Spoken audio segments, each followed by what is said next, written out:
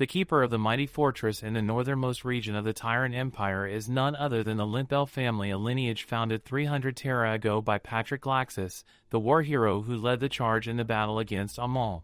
This is their legacy, the protectors of the north.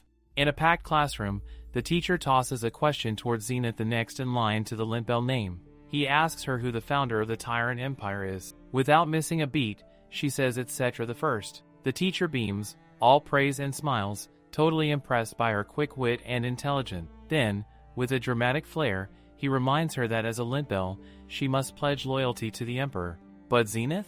She just flat out says no. The teacher literally short-circuits on the spot.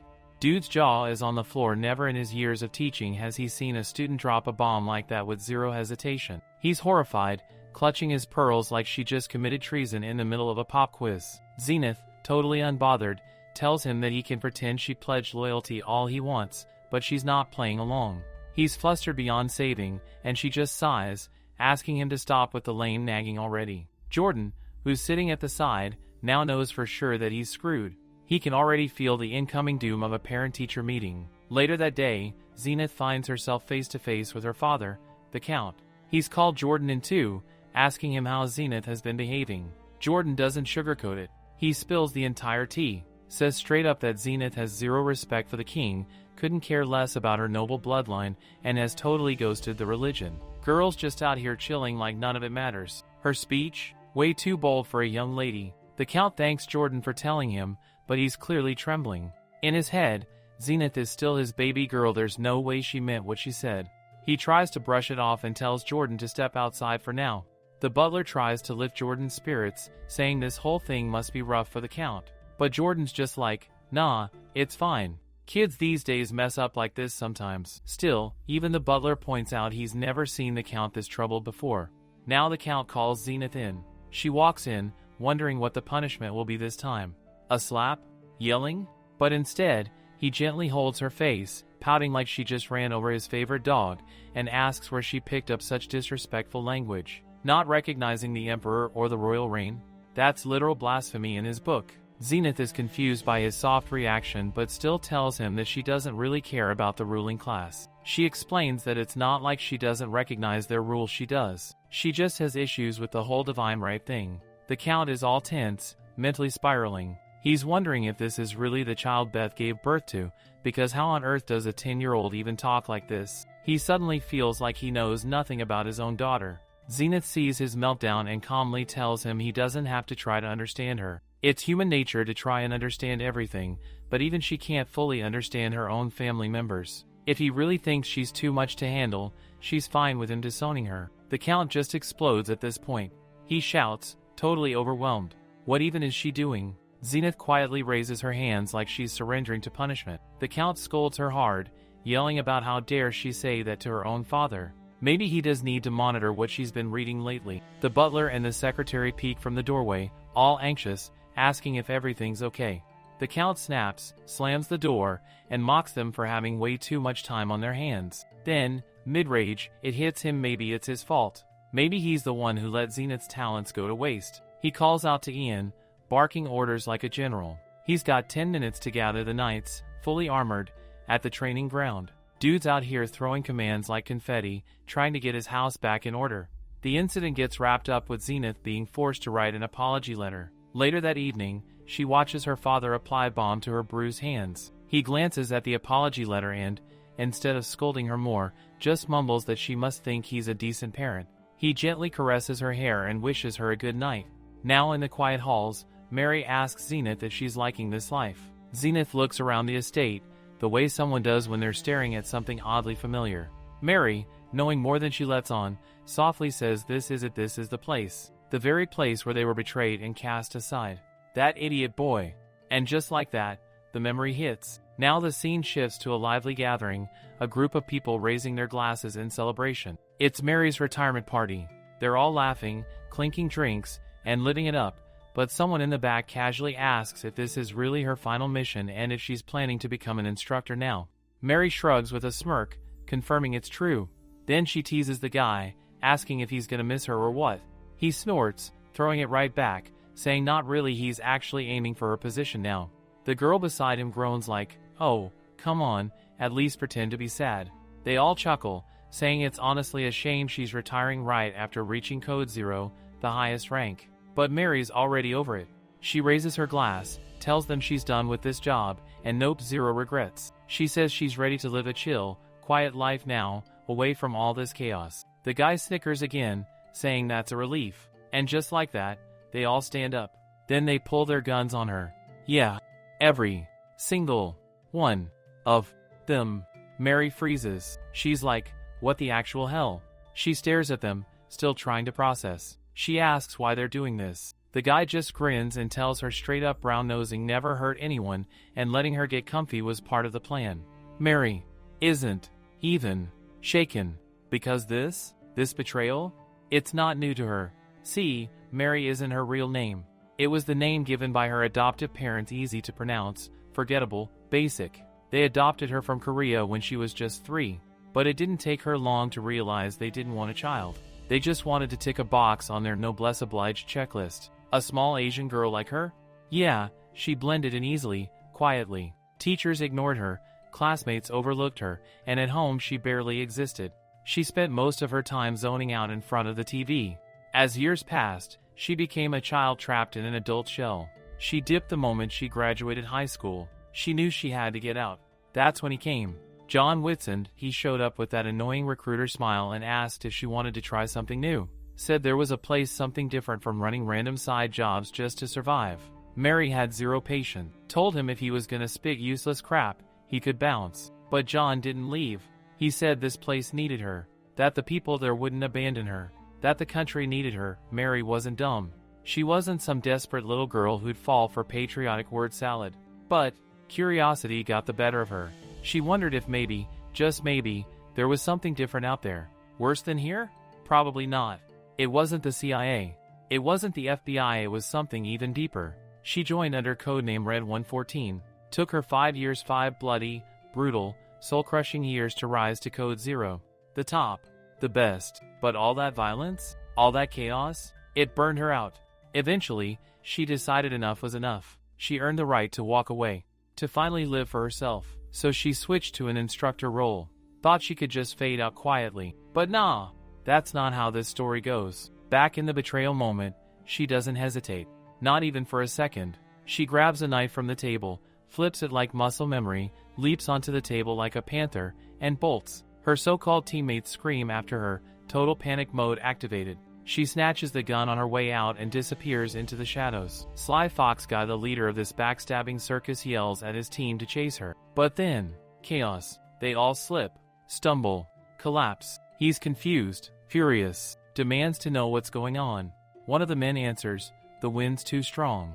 A storm's about to break, any second now. He's pissed, absolutely fuming. He wants her caught. Now, he orders everyone to regroup. They'll sweep in teams. She can't go far. Not in the middle of this high ocean. Not in this weather.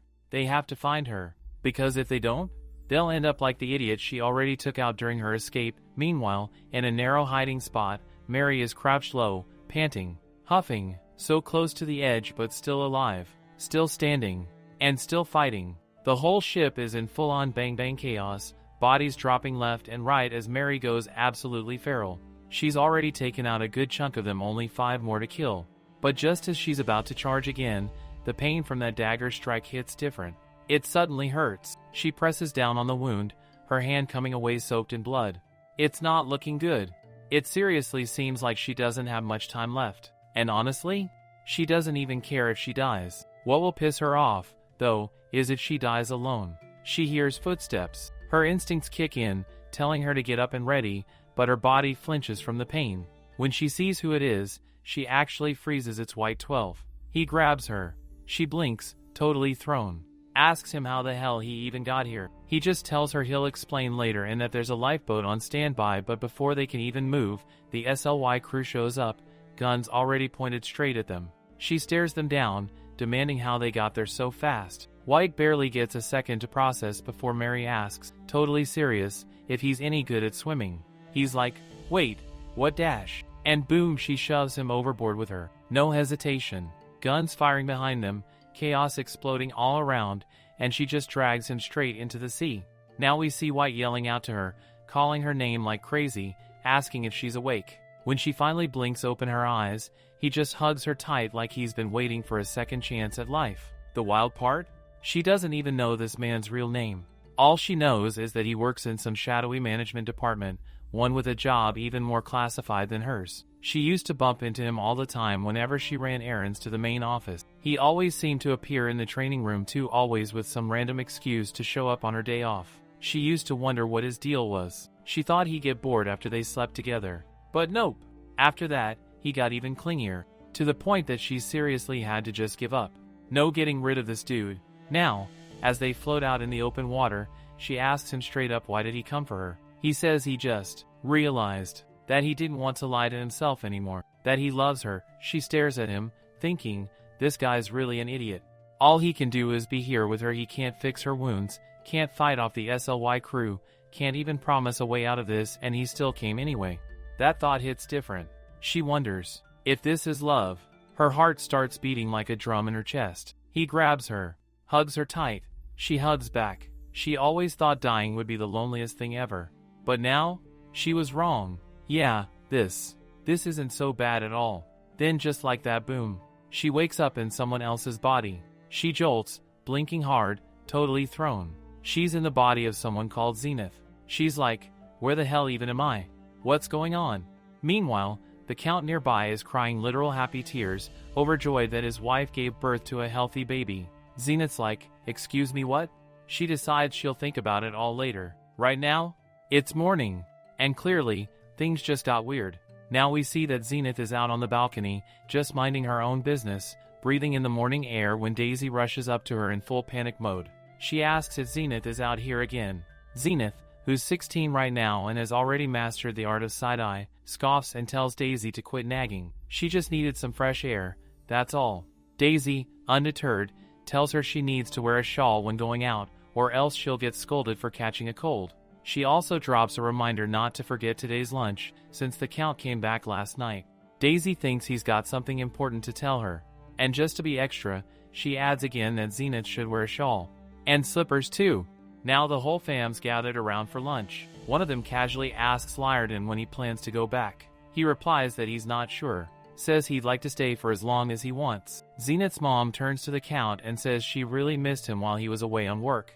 The Count now looks over at Zenith and points out that she's practically a woman now. The mom agrees, saying she's already 16, and while time really does fly.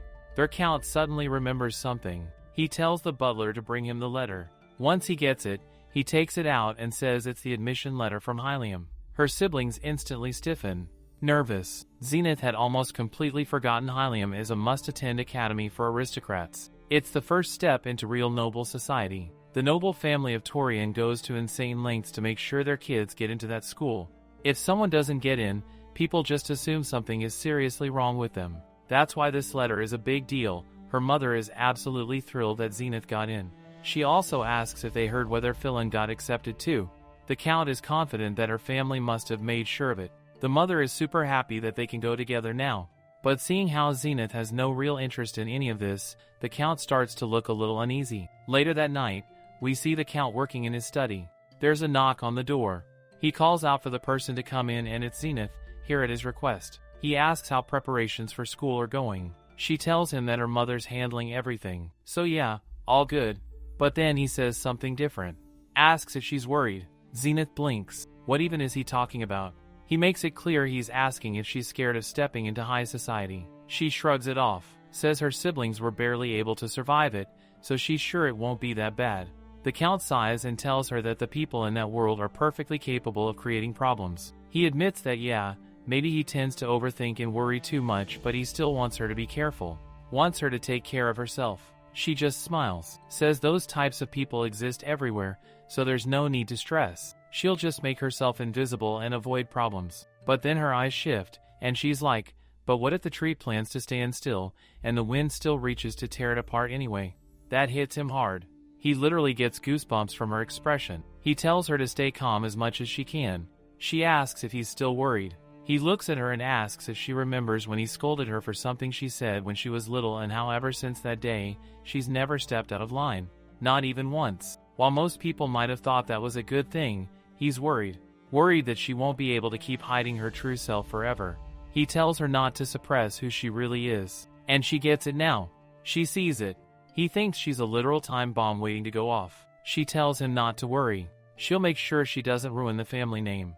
The next day, she's in the carriage with Fillain, who's absolutely glowing with excitement about heading to the capital. She's sad to leave the wind, the trees, the woods, but also a little hyped to see the city lights. Meanwhile, Zenith? She's yawning like it's nobody's business. Fillain is like, "Girl, it's rude to yawn when someone's talking." Zenith just shrugs. Whatever. Fillain gets salty. Says Zenith really needs to drop that whole laid-back act before she embarrasses their entire family at Haleium. Zenith replies that they're not even there yet, like chill. Then she asks Fillain if she seriously thinks she's going to commit some grand faux pas or something. Mocks her, saying she's not Fillain, so obviously, she won't be perfect. Fillain grits her teeth at that. Zenith smirks, tells her she better get used to it, since they're going to be seeing a lot of each other from now on. And she can tell exactly what Fillain's thinking. What if we both end up as outcasts just for being friends? What if I have to ditch Zenith just to stay in the good graces of the other noble ladies? Zenith can't believe she's lived long enough in this body to actually go to school now. She half jokes in her head that she's probably going to drop dead any minute because she wasn't even supposed to get reborn with all her memories intact. She sighs. What a lazy mistake for a god to make. No wonder she's got so little respect for him. But this time, she's waiting to show that god the consequences of his sloppy little oops. Because in this world, she's going to do something. At Haleium, the capital of Taran, things are tense. Fillain's burning up with a fever, pale and sweating in bed like she's melting. The room's quiet until the door creaks open. It's Rosemary, the firstborn, stepping in with her usual calm but bossy energy. She takes one look and asks if they're alright. Fillain, in peak dramatic mode, groans that she thinks she's gonna die. Rosemary's like, okay, maybe it's time to call the doctor, but Zenith? Nah. Zenith casually insists Fillain's fine, she probably just needs some rest. Rosemary sighs, a bit bummed, and goes, ugh, what a shame. Guess we're missing Countess Torva Salon. But someone's gotta go, right? So she decides she'll go herself and leave Zenith to babysit. The moment the door shuts, Fillain's up like a rocket. She's out of bed, arms in the air like finally, freedom. She turns to Zenith with a glare, annoyed. Zenith looks lost, totally missing why Fillain's so pressed. But Fillain's not having it. She throws her hands up and yells, wasn't Zenith the queen of saying no to everything?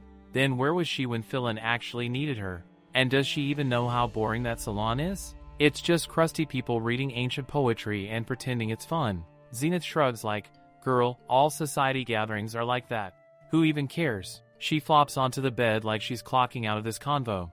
She's not wasting her precious hours on that mess. The streets of Cairo are calling. It's time for a vibe shift. And oh, Fillain is living.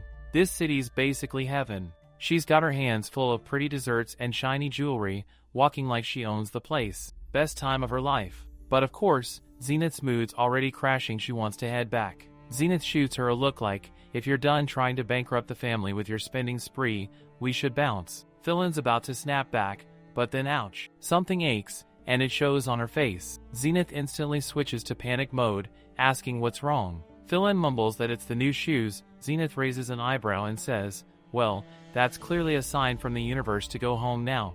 But just as they're about to leave, Fillain freezes. The cherry on top?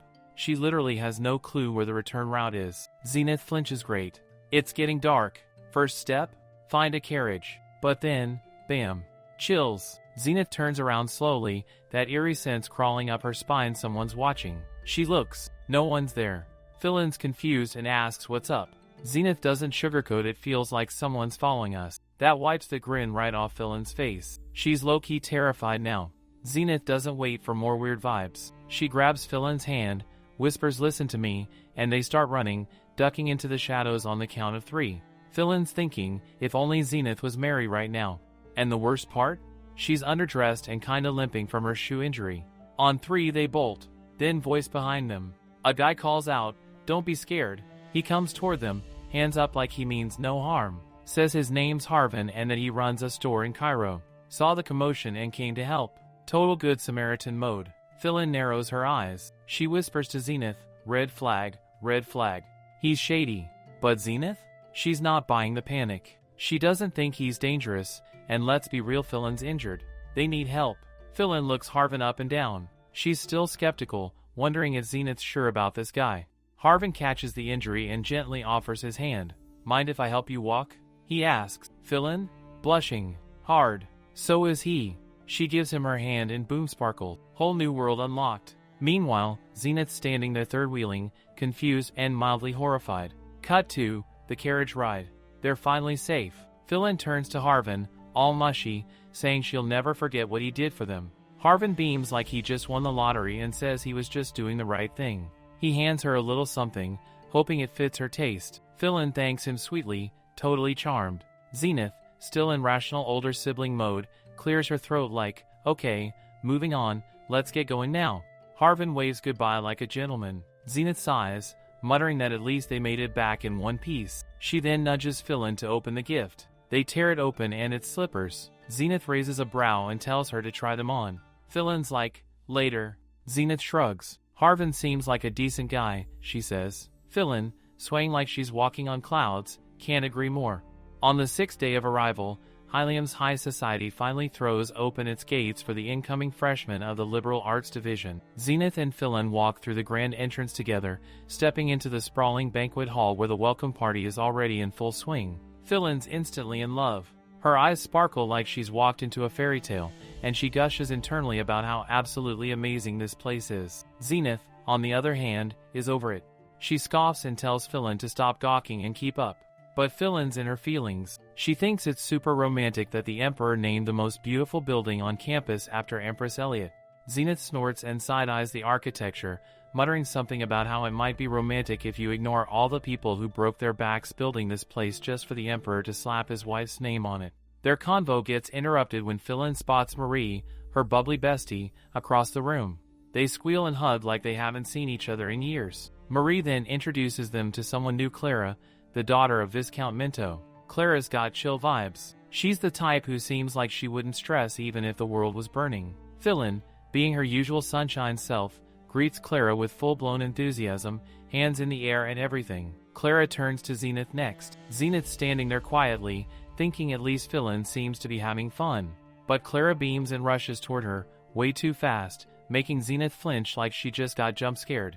With sparkly eyes, Clara says she's heard a lot about Zenith and that they totally should be friends. Zenith, having zero experience in the art of making friends, panics and goes stiff. She nods awkwardly and mumbles that Clara can call her Zenith, which just makes the whole moment 10 times more uncomfortable. Fillain jumps in like a social life lifeguard and smooths it over. She explains that Zenith's just a shy kid, nothing major, and then adds that she really hopes the three of them can become good friends. Clara watches the two of them with raised brows. Yeah, they definitely seem super close. It's all in the way they naturally back each other up and throw compliments like confetti. Suddenly, the buzz dies down as someone announces for the students to pay attention. The professors are making their grand entrance time for the official welcome ceremony to kick off. One of the professors steps forward and greets the freshmen warmly. She says they're all clearly talented young ladies and that under the guidance of Haleium's instructors, they'll be able to push their studies to the next level. She introduces the faculty, Professor Diana for literature,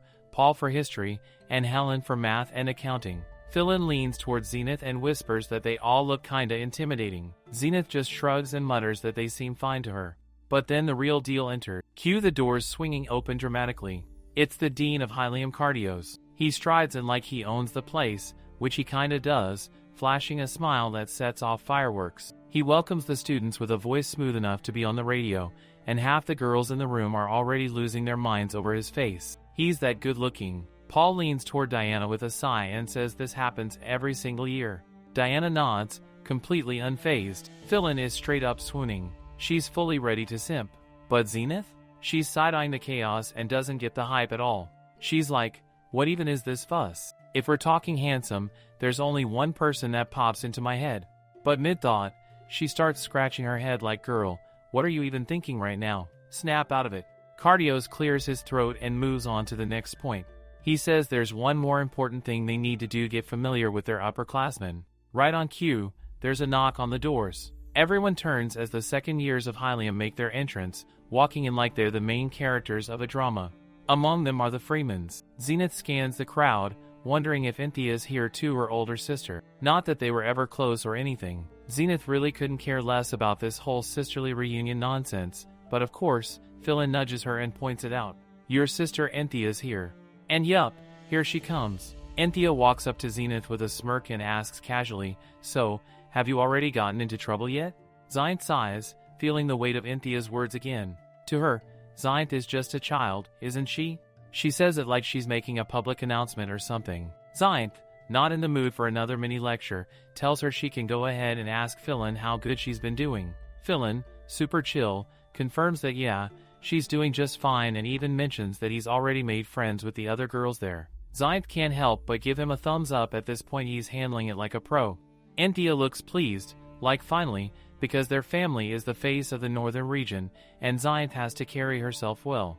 And here we go again, yet another new lecture loading. She's in the middle of a full-on etiquette rant when suddenly, a girl calls out to Enthea. Enthea flinches, her face tightening for a sec. The girl says the freshman didn't greet her properly today.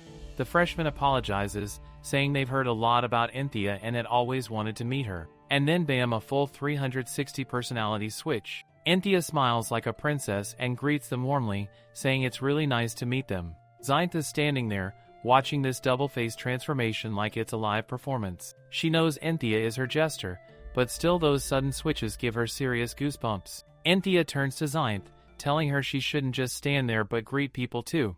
Fillain glances at Zenith, and she asks what he's looking at. He just smiles and says they're looking pretty close. She rolls her eyes. Fast forward 3 months later, at tea time, Zenith is sitting with Clara and some of the others. She asks what they were chatting about just now. Clara starts talking about the latest gossip. Zenith has slowly adjusted to life at Haleium. She attends her classes, joins in on club activities, and at one point even thought that this kind of slow, peaceful, slightly boring life wasn't too bad. Except for moments like this. Interruptions. Catherine storms in, totally pissed. She's yelling about how those two always seem to bump into each other in the corridors. Apparently, people are talking about Lauriel and Christina Taylor again. Christina thinks it's just unfortunate that people from both Nox and Dahlia ended up enrolling in the same year. Zenith starts wondering if those two are in their class. Clara smiles, saying it's obvious Zenith is always the last to know about campus gossip. Nox and Dahlia are from two territories literally divided by war, so every time they meet it's instant drama. Clara sighs that they're still better than the Knights department, though. She heard the Knights are always throwing hands at each other. Catherine complains that if they do want to fight, they should at least keep the noise level down. They're giving her a headache. Lunchtime's almost over, so it's time to head back. Clara knows Zenith has literature and fiction next, so they decide to walk there together. As they're walking through the corridor, Clara points out how her eardrums almost got ripped from all the yelling earlier. It really shows what kind of home training these so-called elegant families actually have. Zenith agrees silently behind the beauty. Most of them are kind of evil. Then Clara mentions it feels like Fillain hasn't had much time these days. Zenith explains she's just been going to her club meetings. Clara asks if Fillain's been getting close with the Elaines. She says it's good to form strong bonds with other noble ladies, but Zenith just thinks maybe making friends will only end up hurting her. Her past with humans hasn't exactly been sunshine and rainbows. Then chaos erupts again. This time, it's a heated confrontation between Nox and Lauriel. Lauriel yells that Nox's rudeness is completely unacceptable, and she doesn't deserve to be treated this way. But Nox, she's literally thriving in the mess, smirking and mocking Lauriel, says it looks like she's lacking even the basic level of common knowledge. Lauriel is done. She says Nox's disrespect knows no boundaries. Nox sighs, like she's the one being wronged, and reminds her that her family raised the sword for a reason. She throws shade, calling Lauriel a so-called princess of the fallen empire. That hits hard. Lauriel snaps, how dare Nox talk that way to royalty. She reminds everyone that Nox's family are traitors. Zenith watches the whole thing unfold. She notes how Nox's sharp words feel low-key dominating. Clara pulls her aside, whispering that they should just ignore it and get to class. Just in time, the classroom door slams open. Fillain enters. Zenith is relieved the old professor isn't there yet. But something about Fillain being late feels off. It might just be her intuition, but something doesn't sit right. Cut to another scene somewhere in the estate. A maid finds a woman collapsed on the floor. She had just drunk something. Her cup is still next to her, tipped slightly, and her breathing is faint. Something's definitely wrong. Rebecca, a lady from the Clunt family in the Kingdom of Nax. She was the type of person people remembered not just for her beauty, though yeah, she had that too golden, glossy hair, eyes the color of spring leaves, but what made her unforgettable was her warm, sweet smile and that calm, mature energy she always carried around. But now, all of that's just gone. She's dead. Word spreads like wildfire. Rebecca committed suicide, and the entire Kydel region is literally frozen in shock. Even from a distance, Fillain stands there stunned, trying to figure out what the hell is happening. Zenith, meanwhile, feels it immediately. The air's thick with something. That strange, heavy scent. The kind of silence that comes with death. She walks over to a woman who looks like she's about to collapse from fear and asks her casually what's going on. Zenith says she just got out of class and is totally clueless. The woman, almost trembling, tells her what everyone's whispering, that Rebecca drank poison and died. Zenith blinks, like she hears the words, but it doesn't fully land. It's unreal. But then she sees Fillain nearby, completely shaken, pale, shaking hard, like her entire system just glitched. Now they're sitting together, tea untouched, and Fillain still hasn't stopped trembling. She keeps asking herself why would Rebecca do this? How could she? But Zenith just sits there, way too calm for the situation. She says there must be a reason. Fillain slams her hand on the table. What kind of reason could possibly make this make sense? She's starting to lose it. She's mad. Like, does no one care that their own classmate is just gone? Zenith sighs. She gets it. But she also thinks spiraling won't fix anything. Fillain glares at her, frustrated. She straight up asks Zenith if she'd act the same if she were the one who died. Would she just say there must be a reason? And honestly, yeah, Zenith would probably say exactly that. Back in the present, Zenith stares at her and quietly mutters that she knows she wouldn't let Fillain die like that. So why is she making such a big deal out of this? Fillain, boys tight, says this isn't about drama, it's about the fact that Zenith is just straight up heartless sometimes. Zenith chuckles, but her smile's sharp. She asks if Fillain really believes she has no heart. How many people does Fillain think are out here genuinely grieving? Like, deep down, maybe 3? 4 at most? Sure, they'll act sad on the outside, but let's be real, they're all just dying to get in on the gossip. That's when Fillain snaps. She stands up, furious, saying if that's how Zenith thinks, then fine. Maybe she's the one with no heart. Maybe everyone is just like her. Zenith just sips her tea, unfazed, and says Rebecca doesn't need this fake sympathy parade. Fillain clenches her jaw so hard it hurts and slams the door behind her on her way out. Zenith watches her go, barely reacting. Just notes that Fillain didn't even touch her dessert today. Outside, Fillain seething, huffing under her breath, wondering if Zenith really believes everyone is as cold and empty as she is. But then she hears it. The pastry club girls, laughing, whispering, talking trash. If Rebecca really had a man, she probably wasn't as innocent as people thought. She probably killed herself over some dude drama. She was never that pure to begin with. The words slice through Fillain like knives. She flinches, can't believe what she's hearing. The gossip is gross, dark, almost cruel. She backs off quickly, walking away as fast as she can, needing to get away from all the noise about Rebecca. Meanwhile, Zenith's intuition is buzzing. Something isn't adding up. She's thinking harder now, wondering if Fillain and Rebecca were always this close. A few days pass. It's the weekend. Zenith watches Fillain from her window, eyes narrowed. There's no reason Fillain should be outside right now. Something feels off. She just knows that Fillain is lying about something. Without wasting more time, she calls for Daisy and tells her to prep the carriage. She's heading out. There's something she needs to check, something only she can figure out. In the carriage, she pulls off her hood, glancing around, unsure if anyone saw her or not. She quietly wonders to herself how long she's going to keep living like this. But deep down, she already knows she'll have to deal with all of this on her own, especially since she already lied to Zenith. Still, a part of her starts doubting maybe she should just tell Zenith everything. It's not like she's handling it all that well on her own.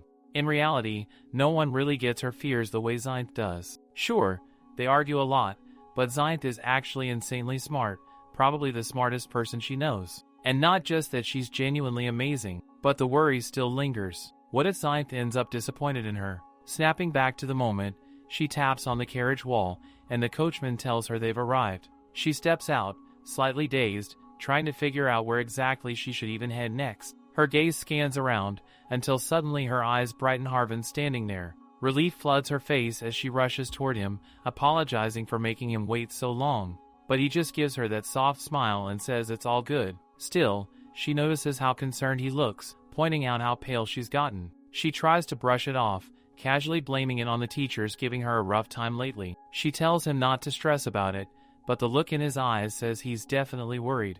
He nods like he believes her, but deep down, he doesn't. He just lets it slide for now. The market's on full blast today, color, noise, life everywhere, and it hits her that today must be the opening day.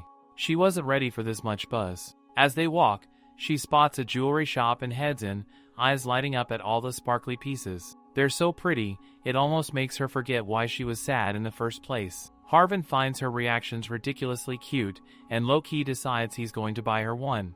Then she grabs a bunny mask, puts it on, and immediately bumps into something. Turns out she can't see a thing in it. Harvin bursts out laughing, saying maybe he should be the one to wear it now. They keep walking, and she blurts out how today's actually been kind of fun. Harvin, clearly vibing with her mood, calls her over and asks if she wants to check out the flower section. He takes her to this bigger market space that's all about flowers. She's surprised he's never been into flowers before. He just shrugs and says that recently, there's something about them. Like, just looking at them makes him feel kinda peaceful, kinda happy. But the moment she spots Fillain, all her emotions hit her at once. Harvin's still talking, saying it's all thanks to her that he's found happiness again. That if anyone deserves peace, it's her. Then he hands her the flowers, and just like that, she breaks down. Tears, full on, no holding back. Harvin panics, thinking he messed up somehow, but she's sobbing so hard she can barely breathe. Eventually, between gasps and cries, she spills everything, tells him all of it. He's stunned, then asks why would she go that far? Why would she hurt herself like that? She tells him he doesn't get it. No one knows what's really going on in Haleium. Her voice is filled with so much sadness when she brings up the day Rebecca died. She whispers that she's sorry, all of it feels too much. Harvin doesn't let it slide. He straight up tells her he's worried sick, says her face looks half the size it used to be, and asks if she's even eating properly. She says nothing, and that silence hits him hard. He pleads with her, not in a dramatic way, but in that quiet, serious tone, to promise she'll take care of herself. Eat better. Not let herself fall apart like this. She nods and promises. He reminds her that no matter what anyone says about Rebecca, they know who she really was, what kind of person she was behind all the rumors and noise. He says they should leave now, but she shakes her head slightly. What she needs right now is Zenith. Right then, Zenith appears out of nowhere, walking in like she's been waiting for her cue. She announces that it's all clear now because at one point, she genuinely thought Fillain was the one who poisoned Rebecca. And just like that, Fillain sees her and freezes, eyes going wide in total shock. Inside the carriage, Zenith casually turns to Fillain and drops the question, when exactly did the two of them start dating?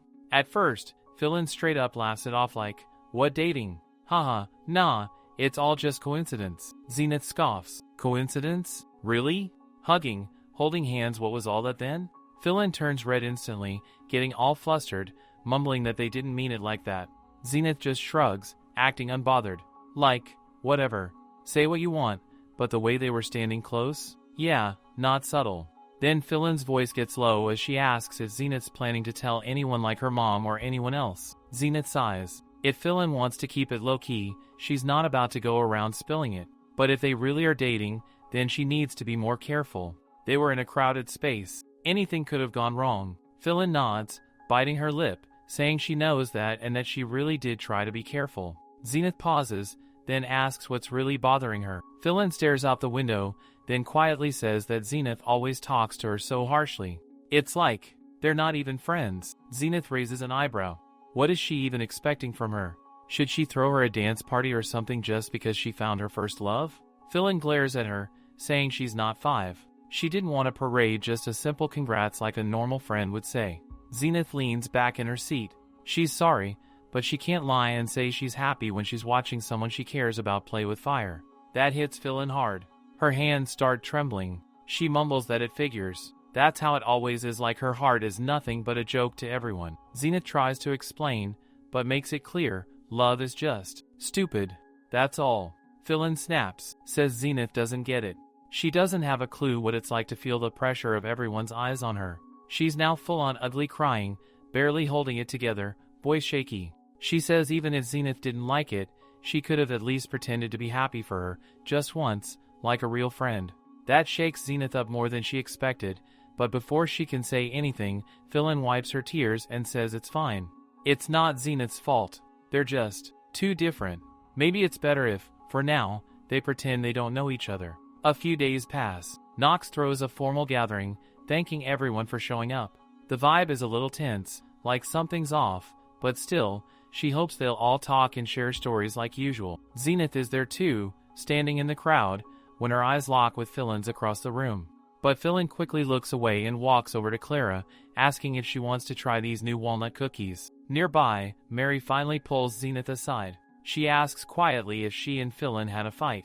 Zenith nods slowly, saying it feels like she said something that really upset Fillain. Mary sighs. She hopes they patch things up soon, but yeah, it does feel like something's off. She's been watching Fillain, and even though she's usually super cheerful, lately, something's definitely changed. Her under eyes are darker, her mood heavier. Zenith thanks Mary for telling her. She honestly hadn't noticed how bad it had gotten, and now she's really starting to wonder. Is it because of Harvin? She doesn't get love at all. She doesn't understand what drives people to throw themselves into it, especially if it ends up like this. Still, she can't stop thinking about how Fillain went to meet Harvin that day. Why? Suddenly, someone nearby asks Fillain if she's heard the story about Rebecca's will. Fillain freezes. She's totally taken aback. The room goes quiet for a second, and then everyone starts whispering. They say Rebecca left behind a will, and then took her own life. The whispers get worse, rumors that she had a lover, that the will had only one line, "To my dear, I hope you can forgive me for being reckless." They say it's shameful, that her family must be humiliated to have a daughter like her, that Rebecca must have been the kind of girl who met men behind closed doors before marriage. Fillain stands up abruptly, her voice tight. She says she's not feeling well and is leaving early. Zenith watches her go, guilt crashing over her.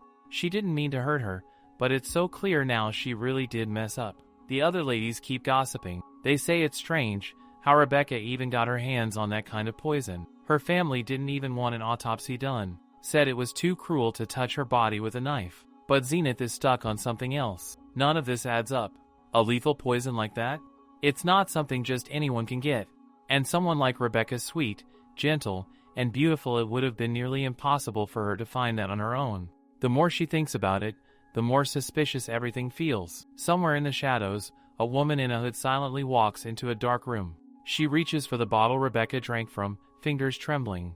As she holds it, she barely whispers her name, a name lost in the silence. The next day, Zenith is seen taking her class. Nothing really gets resolved, and in the end, she just sighs like, who even cares? It's not her business anyway, and honestly, she's not about to start meddling in Rebecca's mess. She's barely holding her own life together. Just then, she gets a chirpy text from Caesar, saying they're planning a picnic this weekend and should totally go shopping too, because a ton of new stuff just dropped. And let's be real, when else would they even get the time to be this fashionable? He's literally begging her to come with them since even Clara's going. Zenith rolls her eyes but agrees, thinking no matter how much they act all mature, they're still getting way too hyped over a picnic. It's kinda cute, though.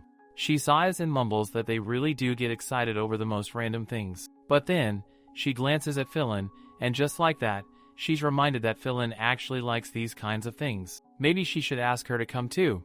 It might be a good time to patch things up. Zenith walks over to Fillain, who's dozing off with her head low. Fillain suddenly snaps up, claiming she wasn't sleeping at all. Zenith hands her the flyer, casually asking if she wants to come along. But Fillain just grabs the paper, crumples it up in her hand, and chucks it at her with zero chill. She yells at her not to talk to her, but Zenith dodges the flying paper and, oops, it ends up smacking Clara right in the head. Fillain immediately freaks out, apologizing to Clara, saying she didn't mean for it to hit her at all. Clara stands up, full mom mode activated, and tells both of them they better squash their drama and not argue in class. Even Zenith is like, dang, Clara can actually be scary when she's mad. After class ends, Fillain makes a beeline to Clara, practically begging her and asking if she's mad. Clara brushes it off, but that sweet smile she gives? It's honestly even scarier. Fillain, sweating, repeats that she's sorry again. Right at that moment, Zenith's attention shifts. She notices a girl with white hair sitting a few rows down, looking super down. Clara sees her zoning out and asks what she's staring at. Zenith points toward Rebecca's old seat. There's someone sitting there now. Clara squints and says, "Oh, that's Esther." She adds that apparently Esther collapsed after hearing the news about Rebecca, but now she seems to be back. Clara sighs, saying Esther was one of Rebecca's old friends, just like Zenith and Fillain. Zenith can feel it, that heavy energy. It must be rough for her. And even though she doesn't want to meddle in anyone else's business, not anymore, something about this whole thing won't let her stay out of it. If Rebecca really died because of love just like the rumors say, then Fillain could totally end up like her. Love has so many faces, and not all of them are soft. That thought alone makes Zenith super uneasy. School suddenly feels off. Outside, the air is still. Esther is walking, a bit wobbly, when she loses her balance. Just in time, Zenith catches her. She gently asks if she's okay, motioning her to sit on a bench nearby. Esther, breathing unevenly, thanks her by name. Zenith blinks. She wasn't expecting that. She asks if they've met before. Esther gives her a faint smile and says of course her family was the first to ever be Shieldies, really famous in Nox. Zenith tells her she can tell it must be hard right now, but she still needs to take care of herself. Esther lets out a dry laugh. It's easier now, she says. After all, she's already used to people's annoying curiosity. But then her hands tremble. Her voice lowers, like she's scared to even say it. She asks Zenith what she thinks about all the rumors floating around school. She insists she was more mature than Rebecca. Everyone knew it, so why are people acting like Rebecca just lost it? Zenith stays calm, her energy grounding the moment. She tells Esther that she only believes what she sees, and what she saw was that Rebecca was a genuinely mature, kind person. She doesn't need any proof to know her friend wasn't the type to break like that over nothing. Esther starts crying real tears, the kind that show how long she's been holding it in. She tells Zenith she's thankful. No one else has even talked to her lately, let alone believed in Rebecca. Zenith watches her carefully. She says Rebecca really was kind. Then her voice drops softer, serious. She tells Esther that now, she needs to tell her the truth. Whatever's hiding behind Rebecca's death she wants to know. This makes Esther flinch. She tells Zenith that she doesn't really have much to say to her. Zenith can tell immediately that Esther has her guard up. Still, she calmly tells her that she's not asking for anything to brag about, it's just that she genuinely felt something was off about Rebecca's death from the beginning. Rebecca's cause of death was poison, and not just any kind. This particular type is hard to find, especially for people like them. Even if someone hits up the black market, it's so rare that they wouldn't even be shown it. Zenith asks if the investigators ever figured that out. Esther replies that she was honestly a bit surprised too. She thought the same thing, but everyone around her just kept saying she was being delusional. Even the investigators seemed like they were just pretending to care, completely ignoring her suspicion. Zenith wonders out loud why Rebecca's father, Ames, didn't do anything about it. It really seems like he's being way too careless about his own daughter's death.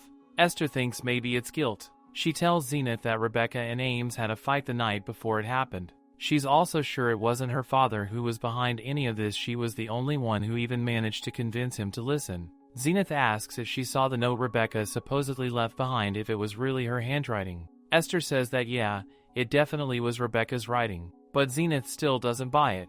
Even if it was her writing, the note was way too vague to mean anything solid. She doesn't believe Rebecca would leave behind something that cryptic. Rather than the supposed suicide note, both of them blurt out the same idea at the same time, that it could have actually been a written letter. Esther is kind of happy that someone else finally thinks the same way she does. But she also starts to question what the point of all this even is. No one's listening to them anyway, so what does it matter? She says she's planning to throw it all away today. The thing she's holding onto is the pattern at the bottom of the poison bottle, the one Rebecca drank from. It had a unique design, and that's the only reason she copied it. But even now, she's super nervous. She turns to Zenith and says they should probably get going, she's already taken too much of her time. Esther thanks her for today and asks if they can call each other by name now. Zenith smiles and says she's totally fine with that and would actually love to have a friend like her. As she's walking away, Zenith thinks to herself that even if Esther is as emotionally clueless as Fillain, she'll figure things out eventually. And somehow, Zenith feels a little relieved. It's now the day of the picnic, and just like the heroine of the group, Zenith is out here trying to win gifts for the girls from an aerobal game. They're all set up, drinks in hand, having a chill time. Clara is totally amazed by the doll Zenith won for her. The girls are all hyped, they can't believe how good her aim is. One of them asks how she managed to shoot so well and get the best prize out of anything. Mary jokes that Zenith must have been a secret archer in a past life. Thanks to her, they all got awesome souvenirs. Zenith is just happy that everyone's enjoying themselves. Clara turns to Fillain and asks what she thinks about Zenith's little hunting talent. But Fillain kind of scoffs and says she's not really sure about that, which makes things a little awkward. Amid is now visibly annoyed. She tells them all to stop it already, like seriously, how long are they gonna keep up this petty vibe? She reminds them that they've not just been friends for a couple of days, so they should stop acting like strangers and just talk it out.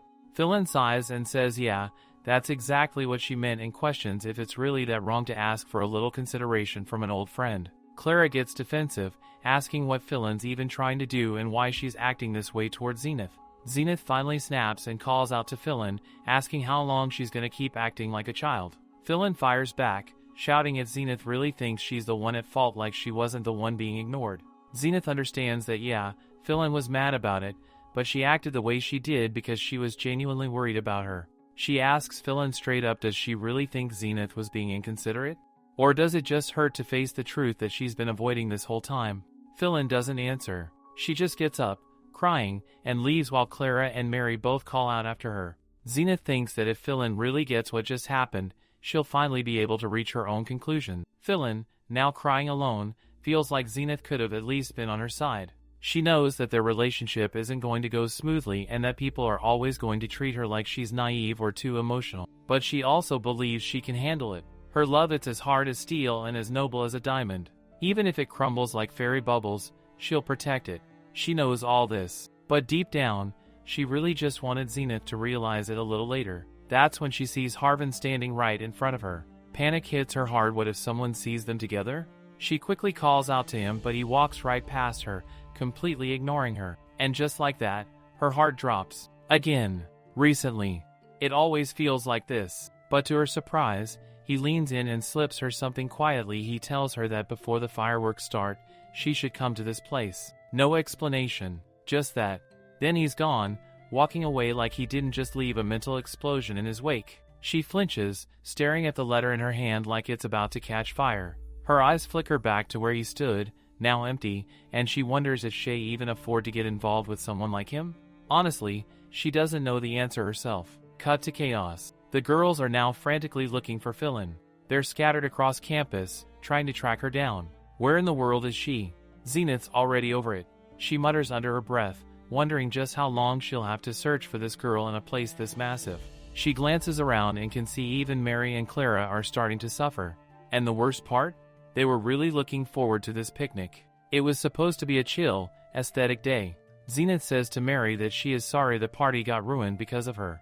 Mary feels guilty too, regretting that she shouldn't have said anything, but Zenith believes it was her own fault for not acting mature and for fighting in front of everyone. Clara, watching them, thinks that now is not the time for dwelling or dodging. They should go and find Fillain first, since they need to return before evening. Clara is now certain that finding Fillain should be their top priority, and she suggests they search for her at the lakeside. However, Mary doubts that Fillain would be enjoying a boat ride at a time like this. Clara reminds them that the finale of the picnic is the fireworks, and since Fillain has to return with them in the carriage, she would have definitely gone there. Mary thinks that Clara is really intelligent. Zenith tells them that they should get going now. Meanwhile, Harvin is waiting for Fillain, unaware that she is secretly watching him. Fillain is all but bawling. She doesn't know whether she should go and meet him. But then what happens next? What if rumors begin to spread around the school about her? And what if her father finds out? She is sure he will be extremely angry, and along with her mother, he will reprimand her harshly. Suddenly, the fireworks begin. She looks at the sky, then at Harvin, and then forces herself not to go to him, even as tears stream down her cheeks. The girls are in the boat, enjoying the fireworks. Mary thinks it would have been much better if Fillain had been with them to watch this. Zenith, however, is distracted, still looking around for Fillain. Clara assures them all, calm and smart, that she is sure Fillain is watching the fireworks too, probably from another boat, since she had been really looking forward to seeing them. At that moment, Zenith spots Harvin. And if Harvin is here, that must mean Fillain is here too. And then, there she is. Zenith sees Fillain, hiding. Back at the dock, Zenith reflects. She thinks about how Fillain was always like this in the past, and even in the present. In the past, they were children.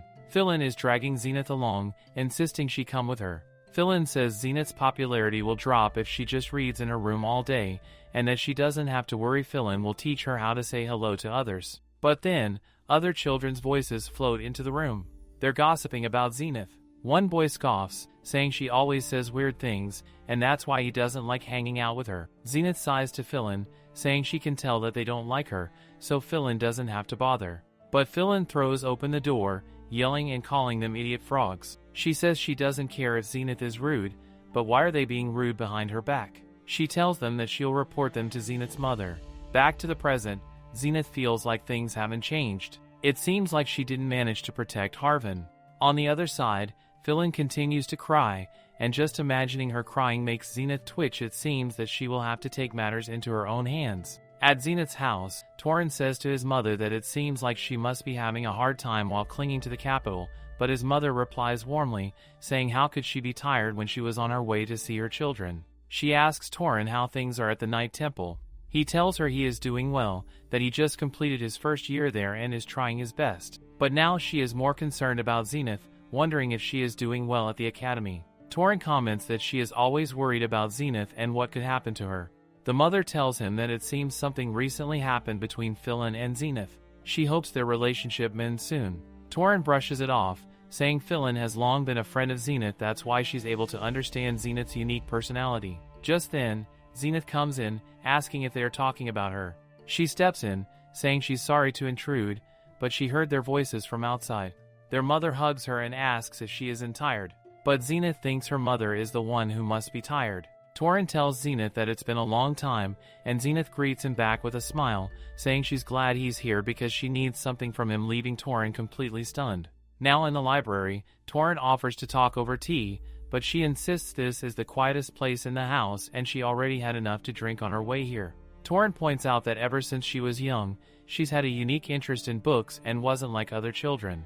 Zenith smiles, saying that to deal with unfamiliar situations, one must gather information, and for that, reading books is essential. He finally asks her what she brought him here for, noting that she seems quite serious. She sighs and tells him that she needs information about Fillain's family. He's completely startled, prompting her to ask him to keep his voice down. He asks her why she would need such information in the first place. She says she can't tell him that.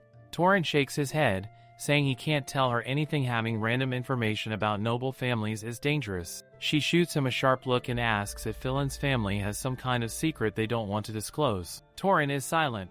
She asks again, wondering why he refuses to tell her anything. She begins her dramatic act, saying it feels like her brother doesn't trust her at all. She looks at him, threatening that if he won't tell her, she'll resort to other methods. She's heard that there are underground organizations that sell information for money. Taran slams the bookshelf, furious. He makes it clear she must never go to a place like that. Does she even understand how dangerous it is? If an elegant lady like her is ever spotted there, her reputation would be tarnished. She shouldn't ever think about going there again. But Zenith smirks, saying now it depends on him whether she remains an elegant lady or not. Taran is literally choking on her cunning. He gets all riled up, asking if she's really blackmailing him. She calmly turns to leave, saying that in that case, their talk is over. Taran knows she won't listen to him, so he calls out for her to stop. He finally gives in and agrees to tell her. She chuckles, saying he could have just told her this sooner. He doesn't really understand why she's asking, but he tells her anyway. He explains that the Northern Territories, like their own family and Fillain's, are outside the capital's central management reach, so they remain outdated.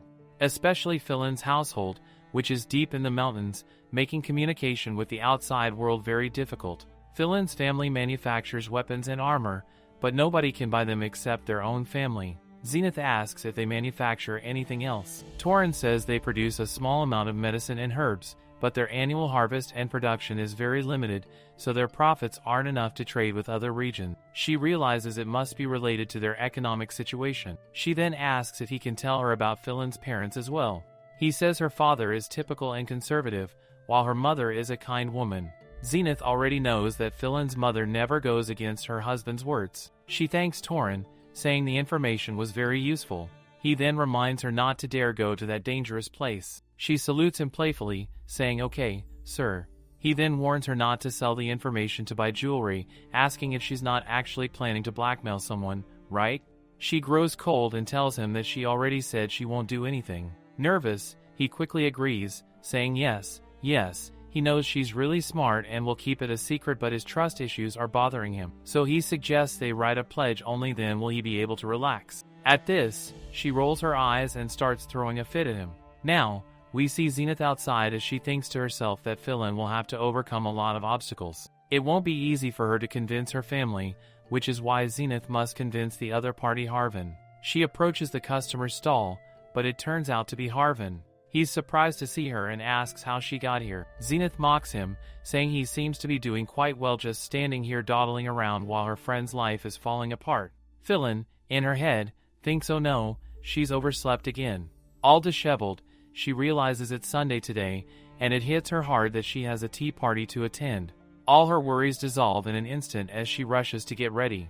Now fully dressed, she reminds herself that she can't keep shedding tears over Harvin. She's determined to have fun with her friends today and forget all about the heartache. She's genuinely excited to eat sweets, cakes, and indulge in laughter. Peeking at the table, she wonders if she's arrived too late, but then she sees Clara is already there as well.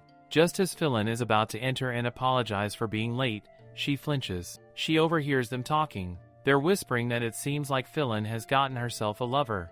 Catherine confidently states that it's obvious Fillain must have gotten one, considering she was crying all night yesterday. But Clara has had enough. She tells them to stop and demands to know what made them say such a thing. Catherine, smug, tells her to just hear her out. She reminds them that yesterday, all of them had returned to the academy in a carriage except Fillain. She was the only one who came back much later, arriving just before the dormitory gates were about to close. That delay, Catherine says, is reason enough. It wasn't even raining, so what excuse could she have? They start mocking her. They laugh, asking what could have possibly caused her delay. They don't hold back, and their taunts sting. Fillain turns back, then suddenly starts to run. All sorts of worries swarm her head. It really seems like they found out. She hadn't expected them to figure it out so quickly.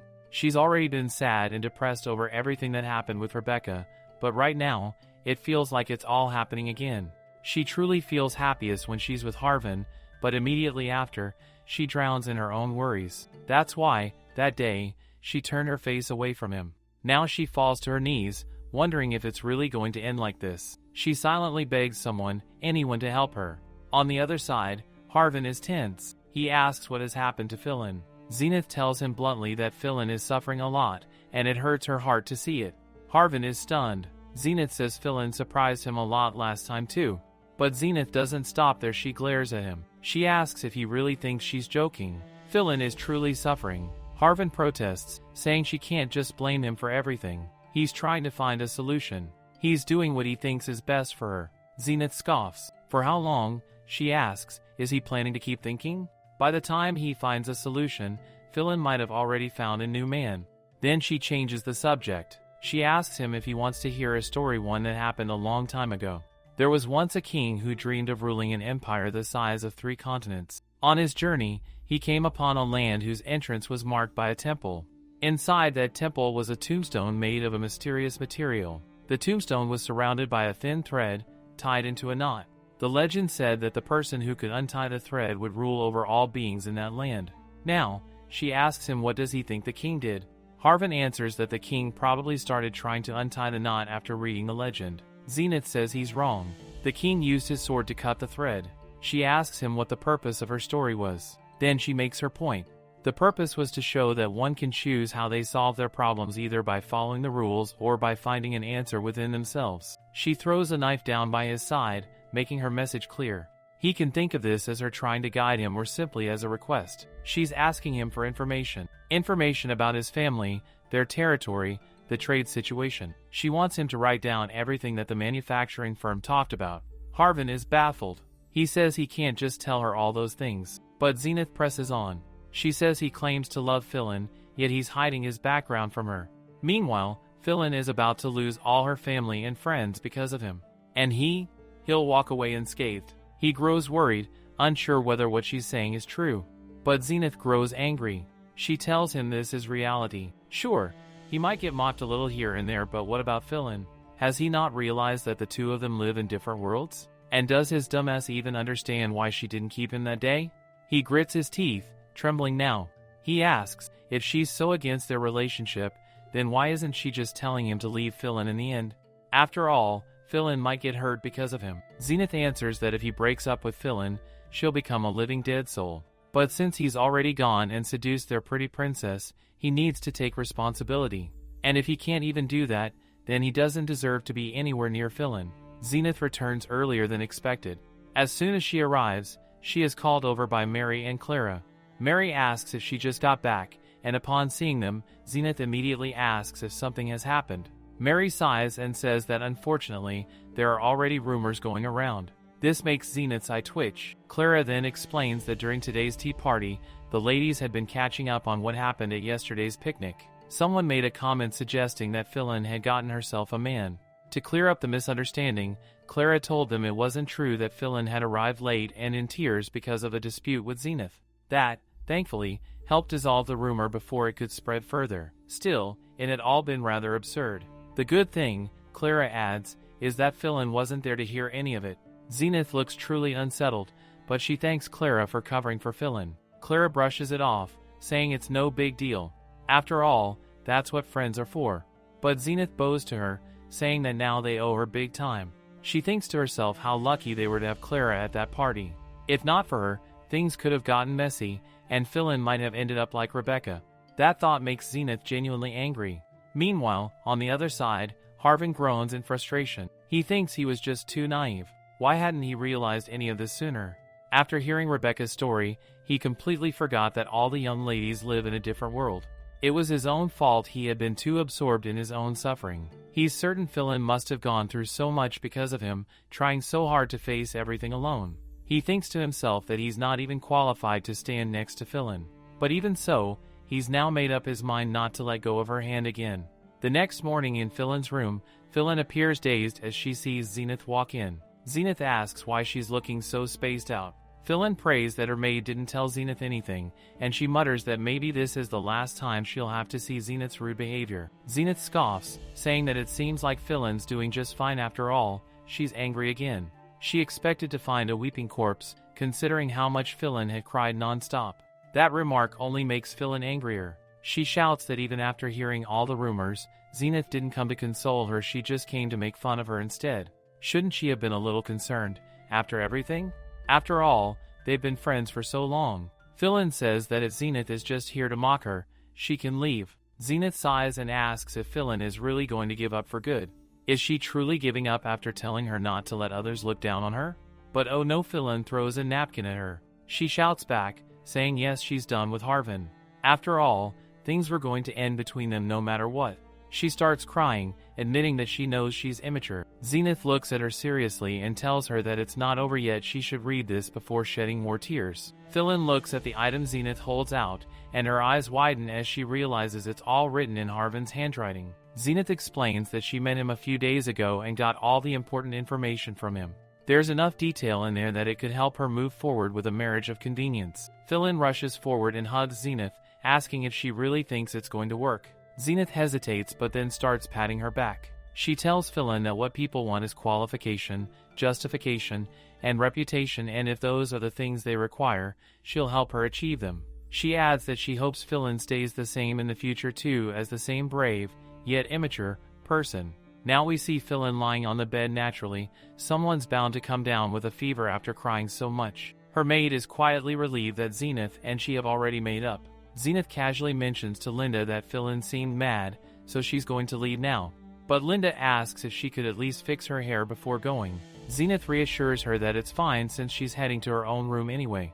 As she's leaving, Zenith calls out to Fillain, thanking her. She sighs and says that if Fillain is really that grateful, she better start getting ready, otherwise, she'll be too embarrassed to admit she's her friend. Fillain starts shouting at her, flustered, and Zenith finds her reaction completely adorable. Then we see that Zenith is called over by Taylor, who stands frozen in surprise at the sight of her. Zenith greets her casually, but Taylor says she came to see Fillain. Everyone had heard that the two of them got into an argument, and there were all sorts of misunderstandings about what happened between them. Taylor makes it clear she didn't believe any of those rumors, but Zenith casually explains that everything is back to normal after a little wrestling match. Fillain hit her pretty hard since she was really angry. Everyone is stunned to hear this, but Zenith just smiles. She says she can tell everyone seems a bit worried about them, so she's planning to host a party, just a little get-together to show their appreciation. After that, Zenith takes her leave, while the girls remain frozen, still unable to process what they just heard. The idea that the two of them actually threw punches at each other is shocking, but one of them starts to gush that Zenith seems really cool and that she'd like to get to know her better. Catherine immediately scolds her to get a hold of herself and stop blushing like an idiot. Now at Harvin's shop, the two lovebirds finally meet again. Fillain tells him she's sorry for leaving without offering any explanation, but he says it should be him apologizing for not understanding her intention sooner. Zenith clears her throat loudly, suggesting they save their heartfelt reunion for later when they're alone. She called them today for a reason. She's planning to explain everything and go over their plans for the future since Fillain never got the chance to read the letter. Harvin decides to start by explaining his father's situation. His father had originally planned to expand trade with both Nox and Dahlia. In the end, he managed to secure the right to transport goods through the Ashuta Duchy. Zenith elaborates for Fillain's sake. Transfer gates are ancient magical artifacts inherited from a long-gone civilization. They're found in the Ashuta Duchy, and with the gate's power, merchants can go back and forth between locations without having to cross the mountains. Fillain notes that there must be a lot of people who'd want to use them, but such gates usually come with strict limitations. Only a set number of people are allowed per day. That's what makes Harvin's family securing that passage so impressive. But Zenith adds that, as expected, it's not all smooth sailing. Their merchant guild's final destination is Nox. Originally, they're supposed to cross the gate, then the Isai River, and finally reach Nox. If they trade directly with the Quint Merchant Group in O'Brien, it results in the largest profit margin for them. However, due to the many restrictions in place, they often have to sell their goods to local Nox merchants instead. Now Zenith poses a question to Fillain. Who does she think is making the biggest profit from all of this? Fillain, confused, suggests maybe Dahlia or Harvin's father. But Zenith explains that even if Dahlia charges a toll for using the gate, that fee is still insignificant compared to the profit Nox earns from the transit trade. As everyone knows, Nox and Dahlia don't exactly get along, and Dahlia wasn't pleased with this setup. So they started charging an additional service fee to merchants passing through the gate. Nox didn't stay quiet either. They demanded extra benefits in return. Even with those added perks from Nox, it's still hard for small and medium-sized merchant groups like theirs to make a decent profit. There are even arguments within the duchy about whether to continue this trade at all. For now, they've decided to wait, as the Merchant Association is in the middle of negotiating with Dahlia. Zenith groans, wondering aloud what any of this has to do with her and Harvin. She asks them to listen closely and leans over to whisper something into Fillain's ear. A few days later, a suspicious-looking man is wandering around aimlessly. Another man notices him and yells for someone to catch him. The strange guy panics and starts running, only to bump into a lady and knock her to the ground. She calls out his behavior as rude. Fillain rushes to the woman's side and asks if she's hurt. Watching from the side, Zenith smiles, glad to see that their plan is unfolding just as intended. Fillain asks her to hold her hand and try to stand. She is acting with utmost sincerity while the lady thanks Fillain, though it appears she has hurt her leg. Fillain gently says that it seems her ankle might be injured, so she will do a quick check on its condition. The lady is genuinely surprised to see Fillain know how to handle this and urges her to get up or else her dress will get dirty. But Fillain seems truly concerned, worried that her ankle might be seriously hurt. She gets an idea. If the lady doesn't have a carriage, how about they take her own carriage instead? The lady appears deeply moved by Fillain's courtesy. As they begin to talk, the lady introduces herself as Margaret and asks for Fillain's name. Fillain tells her. Margaret expresses hope that they will meet again formally in the future. Fillain beams, saying that she's only doing what she believes she should, so Margaret doesn't need to feel sorry. In fact, it would have made her truly happy just to be able to help, even a little. Margaret is deeply impressed by her way of speaking. Finally, the carriage arrives. Fillain gently tells her to be careful so she doesn't further hurt her ankle, and even once she's home, it would be best to apply a cold compress. She adds that she will also inform the guards about the hooligans. Margaret thanks her again and assures her that she will never forget today's help. Fillain then turns to Harvin, who has disguised himself as the coachman. She softly tells him that she will leave the rest of the matters in his hands. He nods, thinking to himself that she has quite a bold side. After they leave, Zenith, who is observing from behind, remarks that Fillain was quite good at acting. Fillain quickly rushes to her, asking if she made any mistakes, but Zenith tells her that it was amazing. Fillain is relieved and really glad. She then asks Zenith what they are going to do next. Zenith tells her that for now, they will wait because soon, Margaret will try to repay her help at Harvin's store. Fillain is all excited, saying that she got an invitation from Margaret for a tea party. Zenith thinks that's great and asks what time she's supposed to go. Fillain tells her it's today at 3 o'clock. She's visibly terrified, knowing that if she gets caught, it won't end with just a few slaps. Her heart is pounding like crazy. Zenith sighs, saying that the way she's acting is starting to worry her and asks if she really wants to give up. But Fillain quickly replies that's not what she meant. Even if she fails, crying over it because she couldn't do anything would be even worse. Zenith smiles at her, thinking that there's truly nothing Fillain needs to worry about. She is a kind young lady who hasn't been tainted by the world. From what she has seen, it's hard for others to genuinely respect their elders, but Fillain does this effortlessly. Fillain begins repeating Zenith's words to herself while Harvin watches, thinking that she's good at other things too.